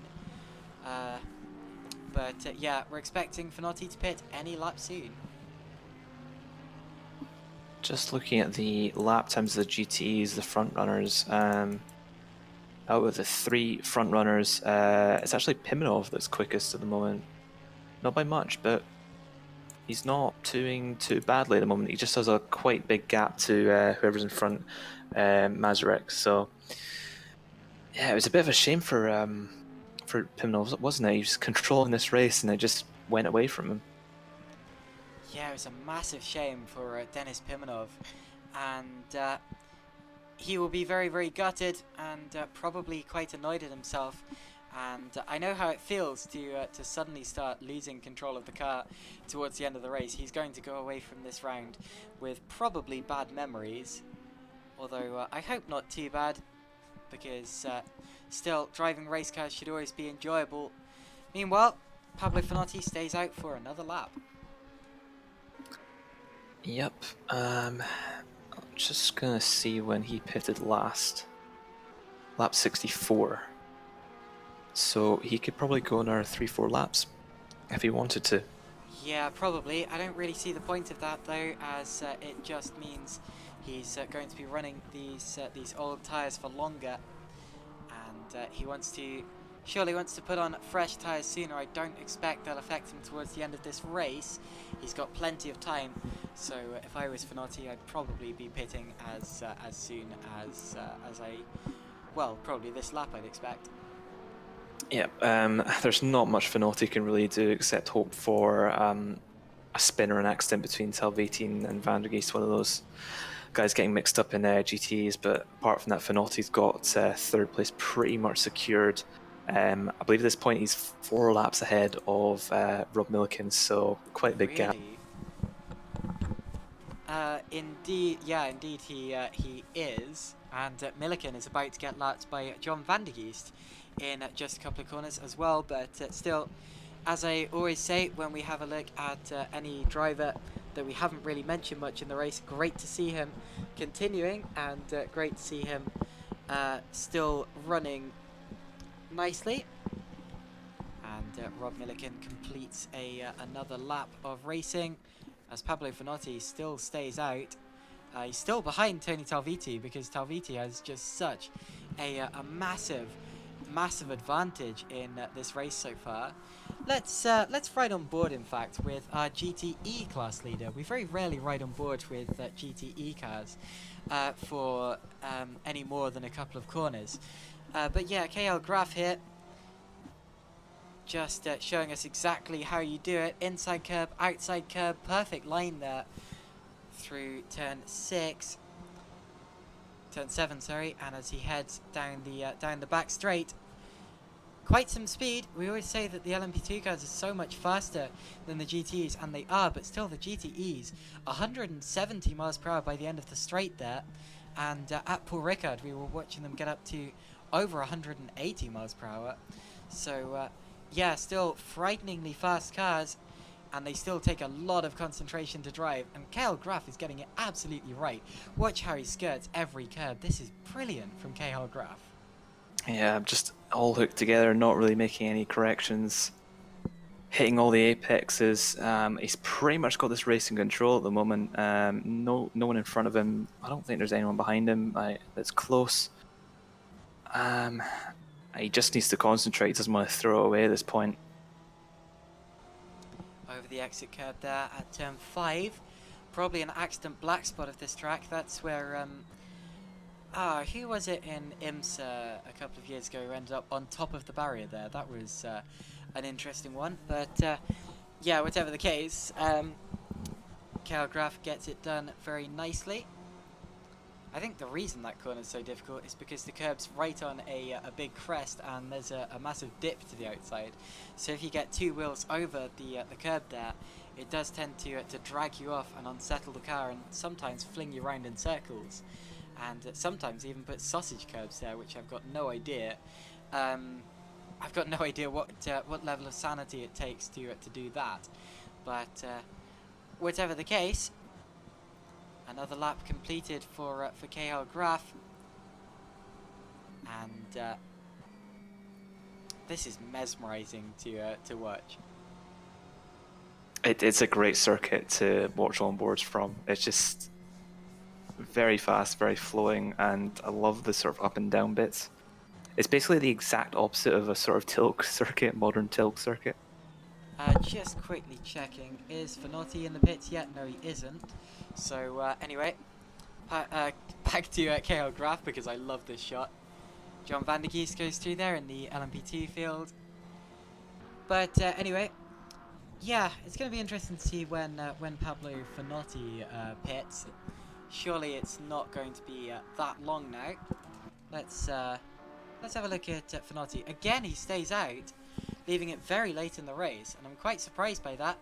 I don't think it's going to cost him a position or affect him in terms of his finishing position at all, as he very much had 3rd place in the bag.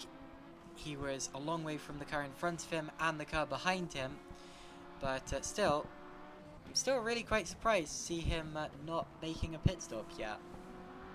Yeah, this will be his 30th lap that he's on the road without a pit stop, so leaving it quite long. There's only half an hour left in this race, just under half an hour, so yeah, not long to go left in this race.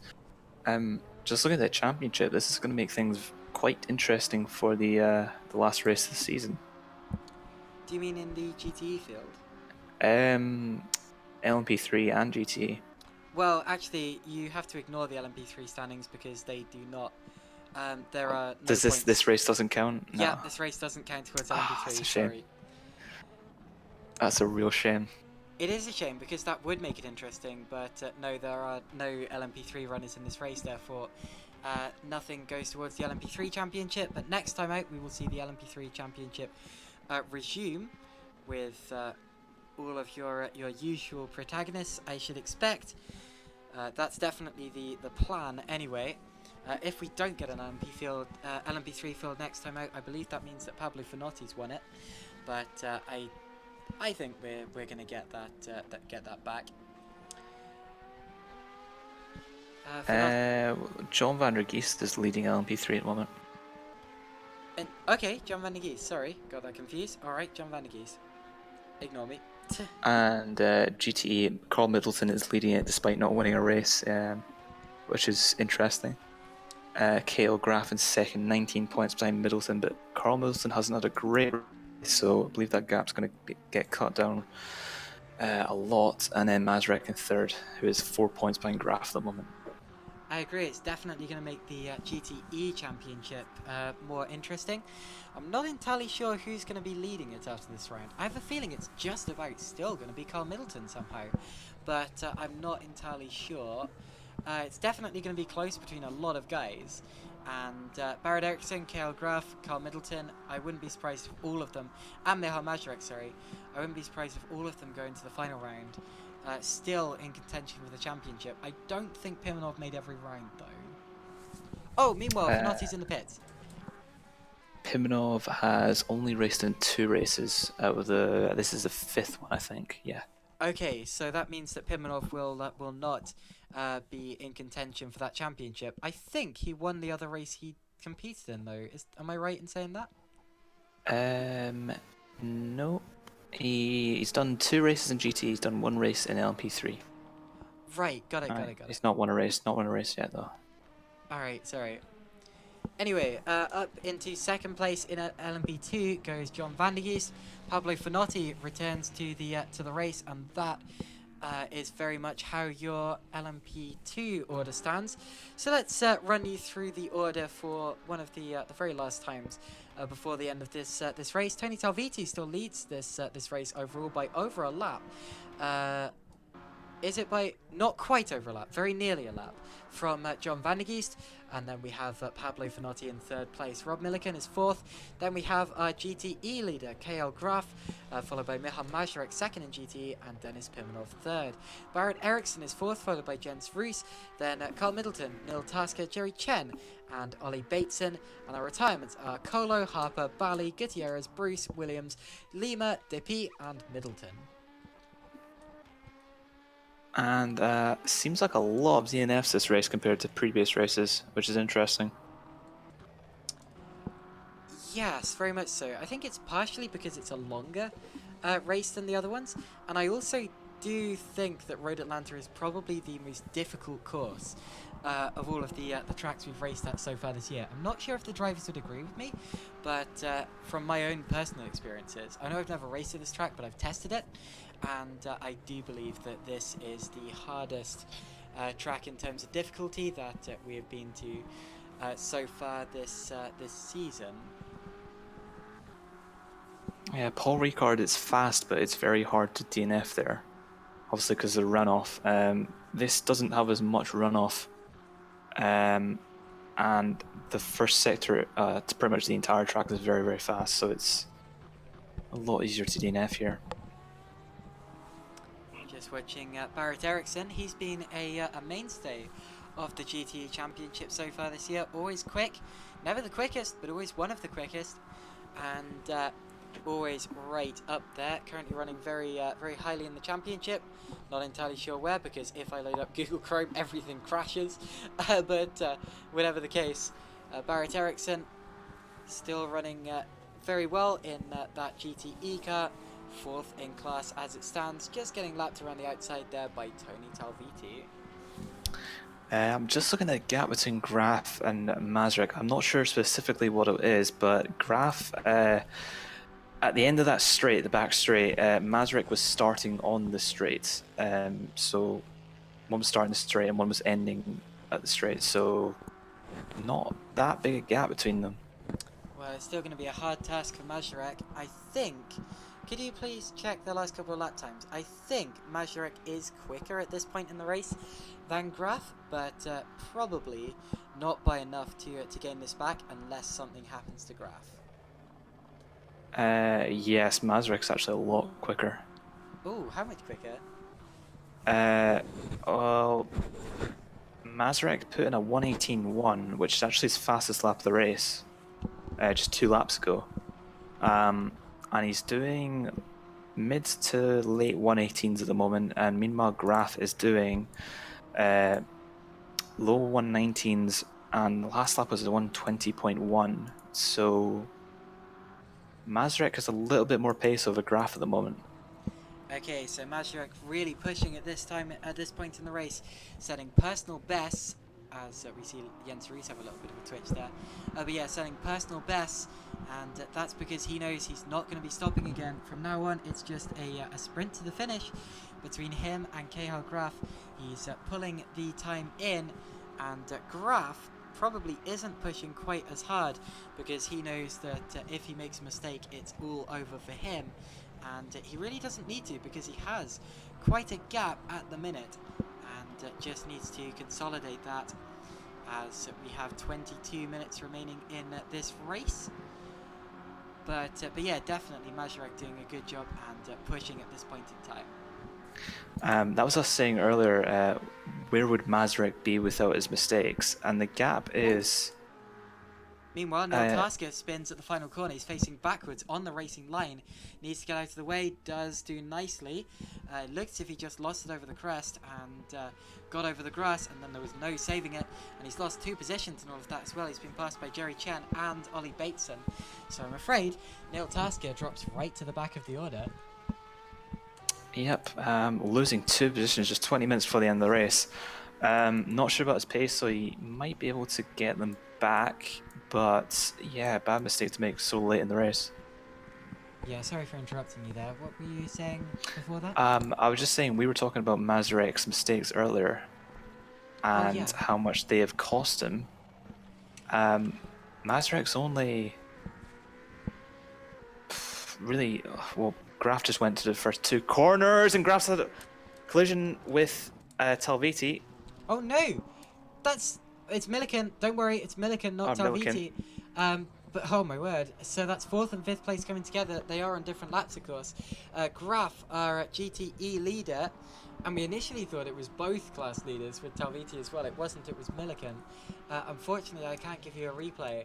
They both continued on their way. Milliken appears Graf's to be car is struggling. damaged. Oh no! Is it damaged? Yeah, Graf's car is damaged. His steering is pointing to the right by quite a bit. Drama in the late stages in GTE. Oh my goodness. Will Graf need to make a pit stop, or can he keep this car running? He's got... Well, I tell you what. This is back on again with Mazurek. Mazurek really catching him in all of this. And Cahill Graf in real danger here with a damaged car in the late stages. Now, does he pit this time around, or is he going to risk trying to stay out and run into the end of the race? No. He's not pitting, meaning he's going to have to hold off Mazurek with a damaged car. Matt, could you please have a look back at that and see exactly what happened between the 2 of them? I don't think its damage is massive. It's not massive, but its steering is still pointing one way. Him. Yeah, and just looking at Graf's lap times, they are a little bit inconsistent. He did do a 1:18.3, which is quite quick, but his last lap was 1:21. So Mazurek pulled in about 3 seconds on him. Ooh, nice. So Mazurek really, really pulling in the gap, and Cahill Graf, oh golly, may well be struggling in this race. Let's have a look at where Mazurek is. He's just being passed by John van der Geest, just going into the corner that Graf came out of. This is nerve-wracking in the late stages of the race. Yeah, I'm not. I think that was just a racing incident between Milliken and Graf. Graf did leave a space on the inside, but it wasn't enough, and he sort of turned in on Milliken. He didn't have a spin or anything, but Graf did have a fairly big impact, a brush with the wall. So yeah, bit of a scary accident between those two.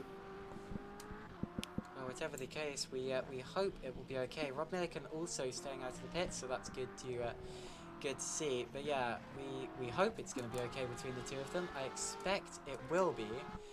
But my goodness, what drama in the late stages. And Meanwhile, just Carl Middleton's dropped to last place. Wow. yeah, Rob Milliken's actually in the pits now. It's not going to affect much. We may want to look at Tony Talviti in 5 or 6 laps because he's coming up to lap Van der Geest. Okay, yeah, definitely alert me when that happens. He's just like KL Graf there, and Van der Geest is just a couple of corners ahead. So, yeah, it's going to take a lap or two, but whatever the case. Talviti doing an excellent job. And Mazurek actually Pimnov has... spun again! Sorry, same corner. He spun there 3 times now, I think. And he's been across the road. And does Pimenov... well, he can't lose a place because Ericsson's too far back. But yeah, Pimenov making another mistake. And hopefully his tyres aren't too flat-spotted from that. But why does he keep doing that? It always seems to be the same corner, the uphill left-hander. Yeah. His car just doesn't seem to grip very much, and I'm not sure. I think it must be suspension or something. It's just not working with that setup because his car just seems to be sliding. I was going to say Mazurek has Graf within his sight now, so you can actually see Graf in front of him on the circuits, which is going to motivate him a little bit harder to push. I'm going to give a warning to Mazurek: don't push too hard because it's only 17 minutes to the end of this race. You don't want to bin the car right now. Thanks for the update anyway. Yeah, my goodness. So, this, while it doesn't look that close now, I reckon that in the final 10 or maybe even 5 minutes or so, it's going to get very close between those two. And, yeah, I mean, good job for Talviti that it's much more straightforward in the LMP2 class, although it's never straightforward in endurance racing and in multi-class racing. You still have to absolutely weave your way between other cars, and I have to give my commendments to everyone who finishes this race, because this is going to be almost as long as an IMSA race, a normal standard IMSA race, as Rob Milliken goes off again there. However, in a standard IMSA race, the drivers take shifts. There are 2 drivers per car, and in this there's only 1 in the entire race, as well as qualifying immediately beforehand. To be honest, sooner them than me. Yep.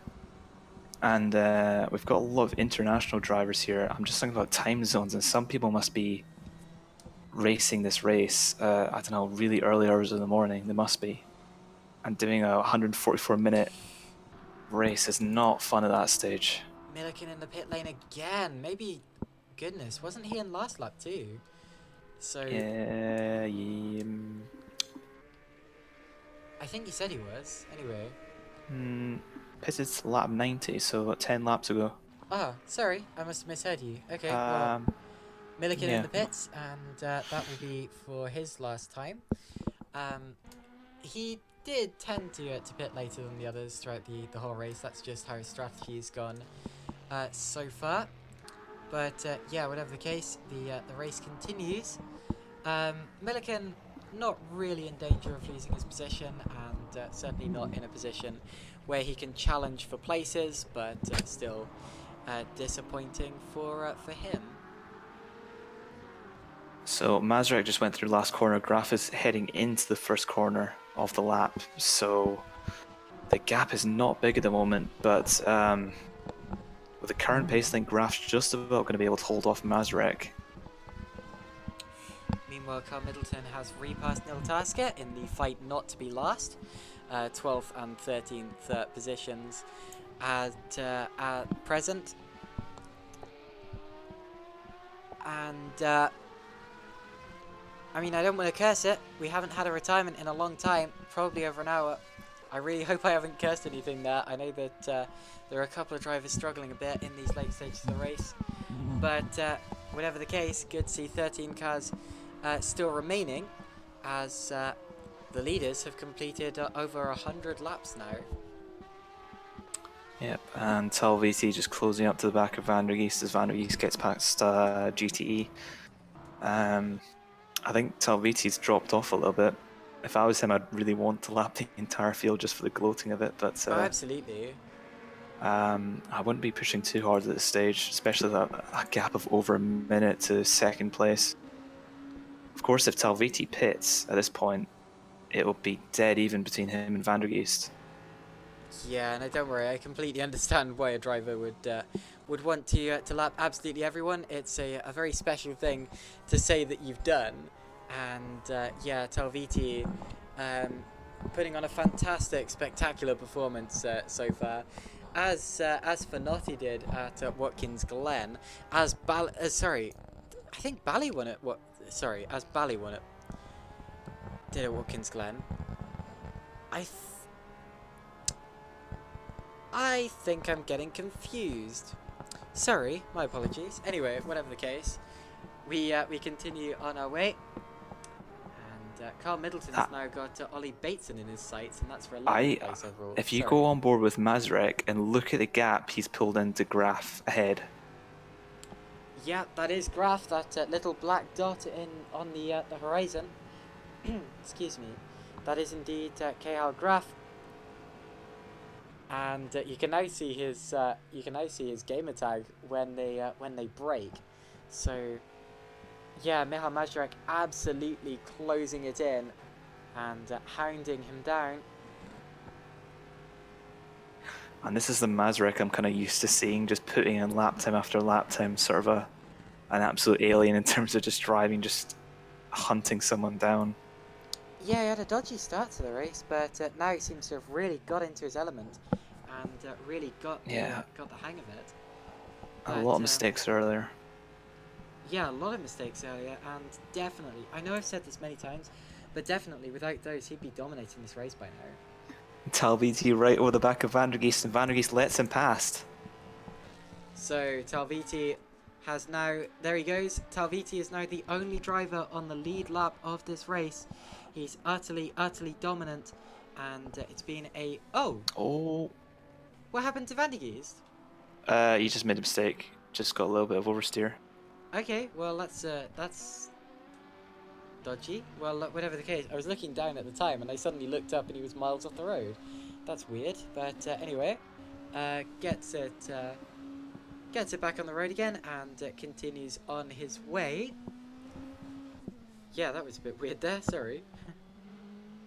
And that is one of the worst things. Obviously getting lapped by the driver in front of you is one of the worst things, but it is especially bad in endurance racing. I can remember when we did the AOR Le Mans 24-hour race, our sole goal was not to get lapped by the guys up front because it's so hard to get that lap back. Yes. Because effectively they control your pace now. They can back you up. And obviously if you overtake them, you need to overtake them back again. It ruins your entire race. It's not a massive issue here for Van der Geest because obviously he's not going to lose much, but Mazurek closing up a lot on Graf there. Graf made a mistake.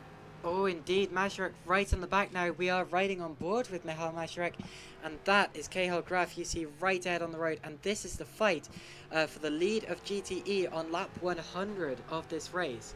So it's still raging in these late stages, and that's fantastic to see. And yeah, Mazurek will have the slipstream down the straight as Rob Milliken blasts past. He will be getting slightly closer, but it's going to be in the corners where he gains his most time, as Graf is struggling a bit with some slight damage to that car. Yeah, another driver in the pits is pulled off. Who's that? Was Ollie Neil Tasker. Ollie Bateson. And Ollie Bateson. Is Tasker both drivers? Too? Yep. Okay, so a couple of GT pits. I was just watching Mazurek's onboard and saw a driver pull off. All right, yeah, a couple of pitters towards the end of this race. But anyway, less than 10 minutes to go now. Less than 10 minutes to go in this 144-minute race. And this is the scrap for the GT lead. Look how close it's getting. To be honest, I don't think that Graf is going to be able to hold this with his slightly damaged car. It's going to be one hell of a job to do for Graf. You just look at Mazurek just closing up all over the bumper of Graf. That uphill left-hander that Pimenov seems to make mistakes on, it just seems to be a very weak spot for Graf in general. He made a mistake there 2 laps ago, and Mazurek can carry so much more speed and he goes all over the curb. But Graf seems to pull it back on the straights. This is going to be a mammoth job for KL Graf if he's going to hold this lead. An absolutely mammoth job.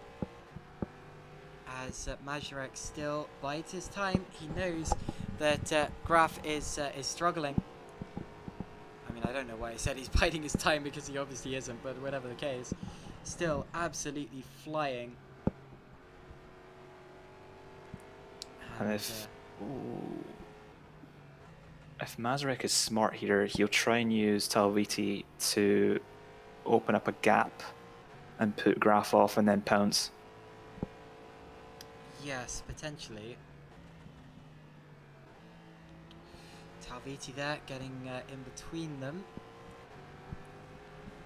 And getting through very nicely.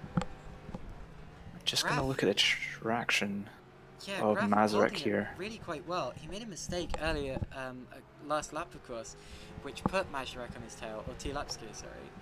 But now really seems to be holding it really quite well. So I'm not entirely sure. Mazurek is definitely going to have to work for this one. 7 minutes to go, which is about, what, 5 or so laps? Yeah, about that. It's going to be tricky because this track has not got a lot of overtaking spots. Apart from the straight, really, you can't really overtake at many other spots. Across the start-finish line to start lap 103. And Mazurek actually not getting that much closer to Graf on that lap. And that is surprising. But yeah, Graf continues to lead the GTE section of this race. And what Mazurek may try to do, and I think you mentioned this a couple of laps ago, although I wasn't really listening very. Sorry.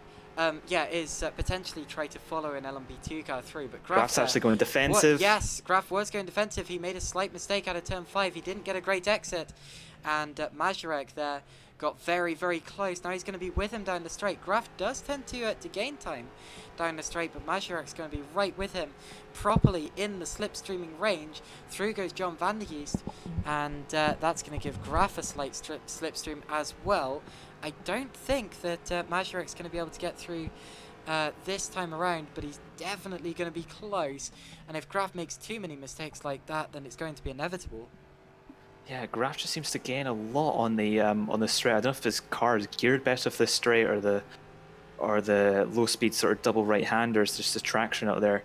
Mazurek through the first sector is a lot faster, especially the uphill left-hander. If you go on board with Mazurek, just the way he uses the curves just gives him a lot more speed over Graf.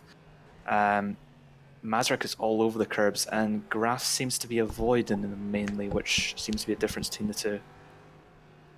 I reckon it's because of Graf's damage. If you've ever tried to ride curbs in a damaged car, you'll know how tough it is. That's the corner where Graf always struggles, and Mazurek is right on him now, and takes a look towards turn 6. It's a difficult place to overtake. You need to be right alongside your opponent through there if you're going to try anything, and he's not. So again, has to tuck in the slipstream down the back straight. But yeah, I wouldn't be surprised if Graf is running a different aero package. Andrew Williams just saying in the chat that Graf has much lower rear downforce, which is obviously going to help him on the straight. I was just going to say that. Yeah, I think that Graf may be running a lower aero downforce package than Mazurek, which is going to help him in a straight line, and it's making Mazurek's job absolute torture. I don't think Mazurek's got the speed in the straight to get past. He's going to have to make the move in a corner. and he saw the double right-handers turn 6 and 7. Graf goes to the inside defend, and I don't know why, because every time he does that, Mazarek gains. Obviously, Graf gains back on the straight, but it's this sector here where Mazarek just seems to have so much more pace over Graf. It's got to be the extra turn 5 if he does it, surely. It's got to be the extra turn 5. Here it comes. And actually, Mazarek quite heavily collides into curbs, and he's going round. Mazarek loses it. He's into the barrier. And that, I'm afraid, is the end of the GT... Excuse me. The GTE fight for today. Mazarek has been into the barrier, and Graf is going to be so relieved. That's taken all sorts of pressure off his shoulders. He's going to be so relieved with that one, as Michal Mazarek will be utterly gutted. He knew that all he needed to do was stick on the back of Graf's car until Graf made an error, and well, Mazarek makes another mistake, much like the ones we saw him making in the early stages of the race. Mac, what do you make of that one? That was dramatic. Yeah, Mazarek clearly pushing his absolute 110% to try and get past Graf, and I don't blame him. He wants that GT win, but yeah, just pushing a little bit too hard, especially that corner which he was so strong at, just getting on the throttle too early. I noticed he likes to cut that inside curb quite a lot. I think his car's got a bit damaged as well because it seems to be under. But very dramatic end to that GT battle. Very dramatic indeed. Sorry for the screen judders that are suddenly occurring. I'm not entirely sure what that's all about. We were getting that before the race and thought we'd fix them, but I think it's fine because it's close enough to the end of the race. And Mazarek continues on his way in 6th position. Graf is going to be in 5th, but the lead of the GTE class. And he's about to lap class championship leader Carl Middleton, which shows you just how bad a day that Carl Middleton has been having so far. But yeah, what a dramatic incident there for Michal Mazarek. Yeah, I really wanted to see a real proper side-by-side battle between those two, but it just didn't happen in Van der Geest is in the pits. He's going for a splash and dash. This may well give Fanotti 2nd place. Van der Geest obviously felt that he didn't have enough fuel to make it to the end of the race, and I'm afraid that might well be the end of his 2nd position. Obviously just underfueled the car. Here comes Pablo Fanotti. What a gutting mistake from John Van der Geest. Van der Geest leaving the pits right now. Fanotti's going to be heading through the final corner. Fanotti's going to get past, I think. It's going to be close, but Fanotti is going to get through. So Fanotti does take 2nd place on what may end up being the final lap of the race. And John Van der Geest, I'm afraid, didn't quite have enough fuel to get quite to the end. Tony Talviti really slowing down in the final couple of corners. Is he trying? Fanotti's got damage. I think Talviti is waiting for the flag. Talviti there. Or at least I hope he's waiting for the flag. I hope he hasn't just run out of fuel. Has he run out of fuel? Has Tony Talviti run out of fuel on the final lap of the... No, he's got going. He's got going. Phew. Oh, my word. What he's actually doing is he's waiting for the checkered flag. He doesn't want to do another lap. There it is. The checkered flag waves. Tony Talviti wins the race despite some last lap drama. He really scared us there in the late stages. Pablo Fanotti is going to claim 2nd place after all of that, after John Van der Geest didn't fuel his car up enough for the final lap of the race. What a dramatic end to the race in both of our classes. Pablo Fanotti crests the hill and is about to come home in 2nd position after all of that, surprisingly. My goodness. John Van der Geest will be gutted with 3rd. And let's have a look to our GTE class. Did Graf just finish, or is he on his final lap? Graf has finished, yes. Graf has finished, so 5 seconds ahead. Cahill Graf wins the GTE class. Michal Mazarek is 2nd. Denis Pimenov finishes in 3rd place despite leading many of the earlier stages. Let's take a look at the cars that haven't finished yet. Rob Milliken is going to be our final LMP2 runner, as he comes around the final corner in 4th position there. Let's go to this camera view, and our final 2 finishers are going to be Jerry Chen and Neil Tasker. Jerry Chen in 10th position, just crossing the line, and Neil Tasker does finish the race. Well done to him. Meaning at the end of all of that, our finishing order is going to be Tony Talviti winning after 144 minutes. Fantastic victory by over a lap. Pablo Finotti is second, followed by John Van der Geest, Rob Milliken, Cahill Graf, our GTE winner, Michal Majerek, who will be gutted, and a great job from Cahill Graf to hold off Majerek in the late stages. Dennis Pimenov, third place. Barrett Eriksson, fourth place. Jens Roos. Then it's Jerry Chen, Carl Middleton, Ollie Bateson, and Neil Tasker. And our DNFs were Colo, Harper, Bally, Gutierrez. Also, shout out to Bally for winning the LMP2 championship by starting this race. Then it's Gutierrez, Bruce, Williams, Lima, Deppy, and Middleton. And that was very, very entertaining. Especially at the end, so dramatic. Just, yeah, a little bit of a lull in the middle of the race. Got very exciting towards the end, especially between Graf and Mazurek. That was gripping until Mazurek's mistake there. Well, I'm really glad we did end up streaming that. That's absolutely brilliant, and yeah, just fantastic. Join us in 2 weeks' time from Autopolis, where we will have the final round of the GTE and the LMP3 championships, and also we will have more action from the LMP2 cars there as well. And from me, Caitlin Penny, and also my co-commentator Max Shepard.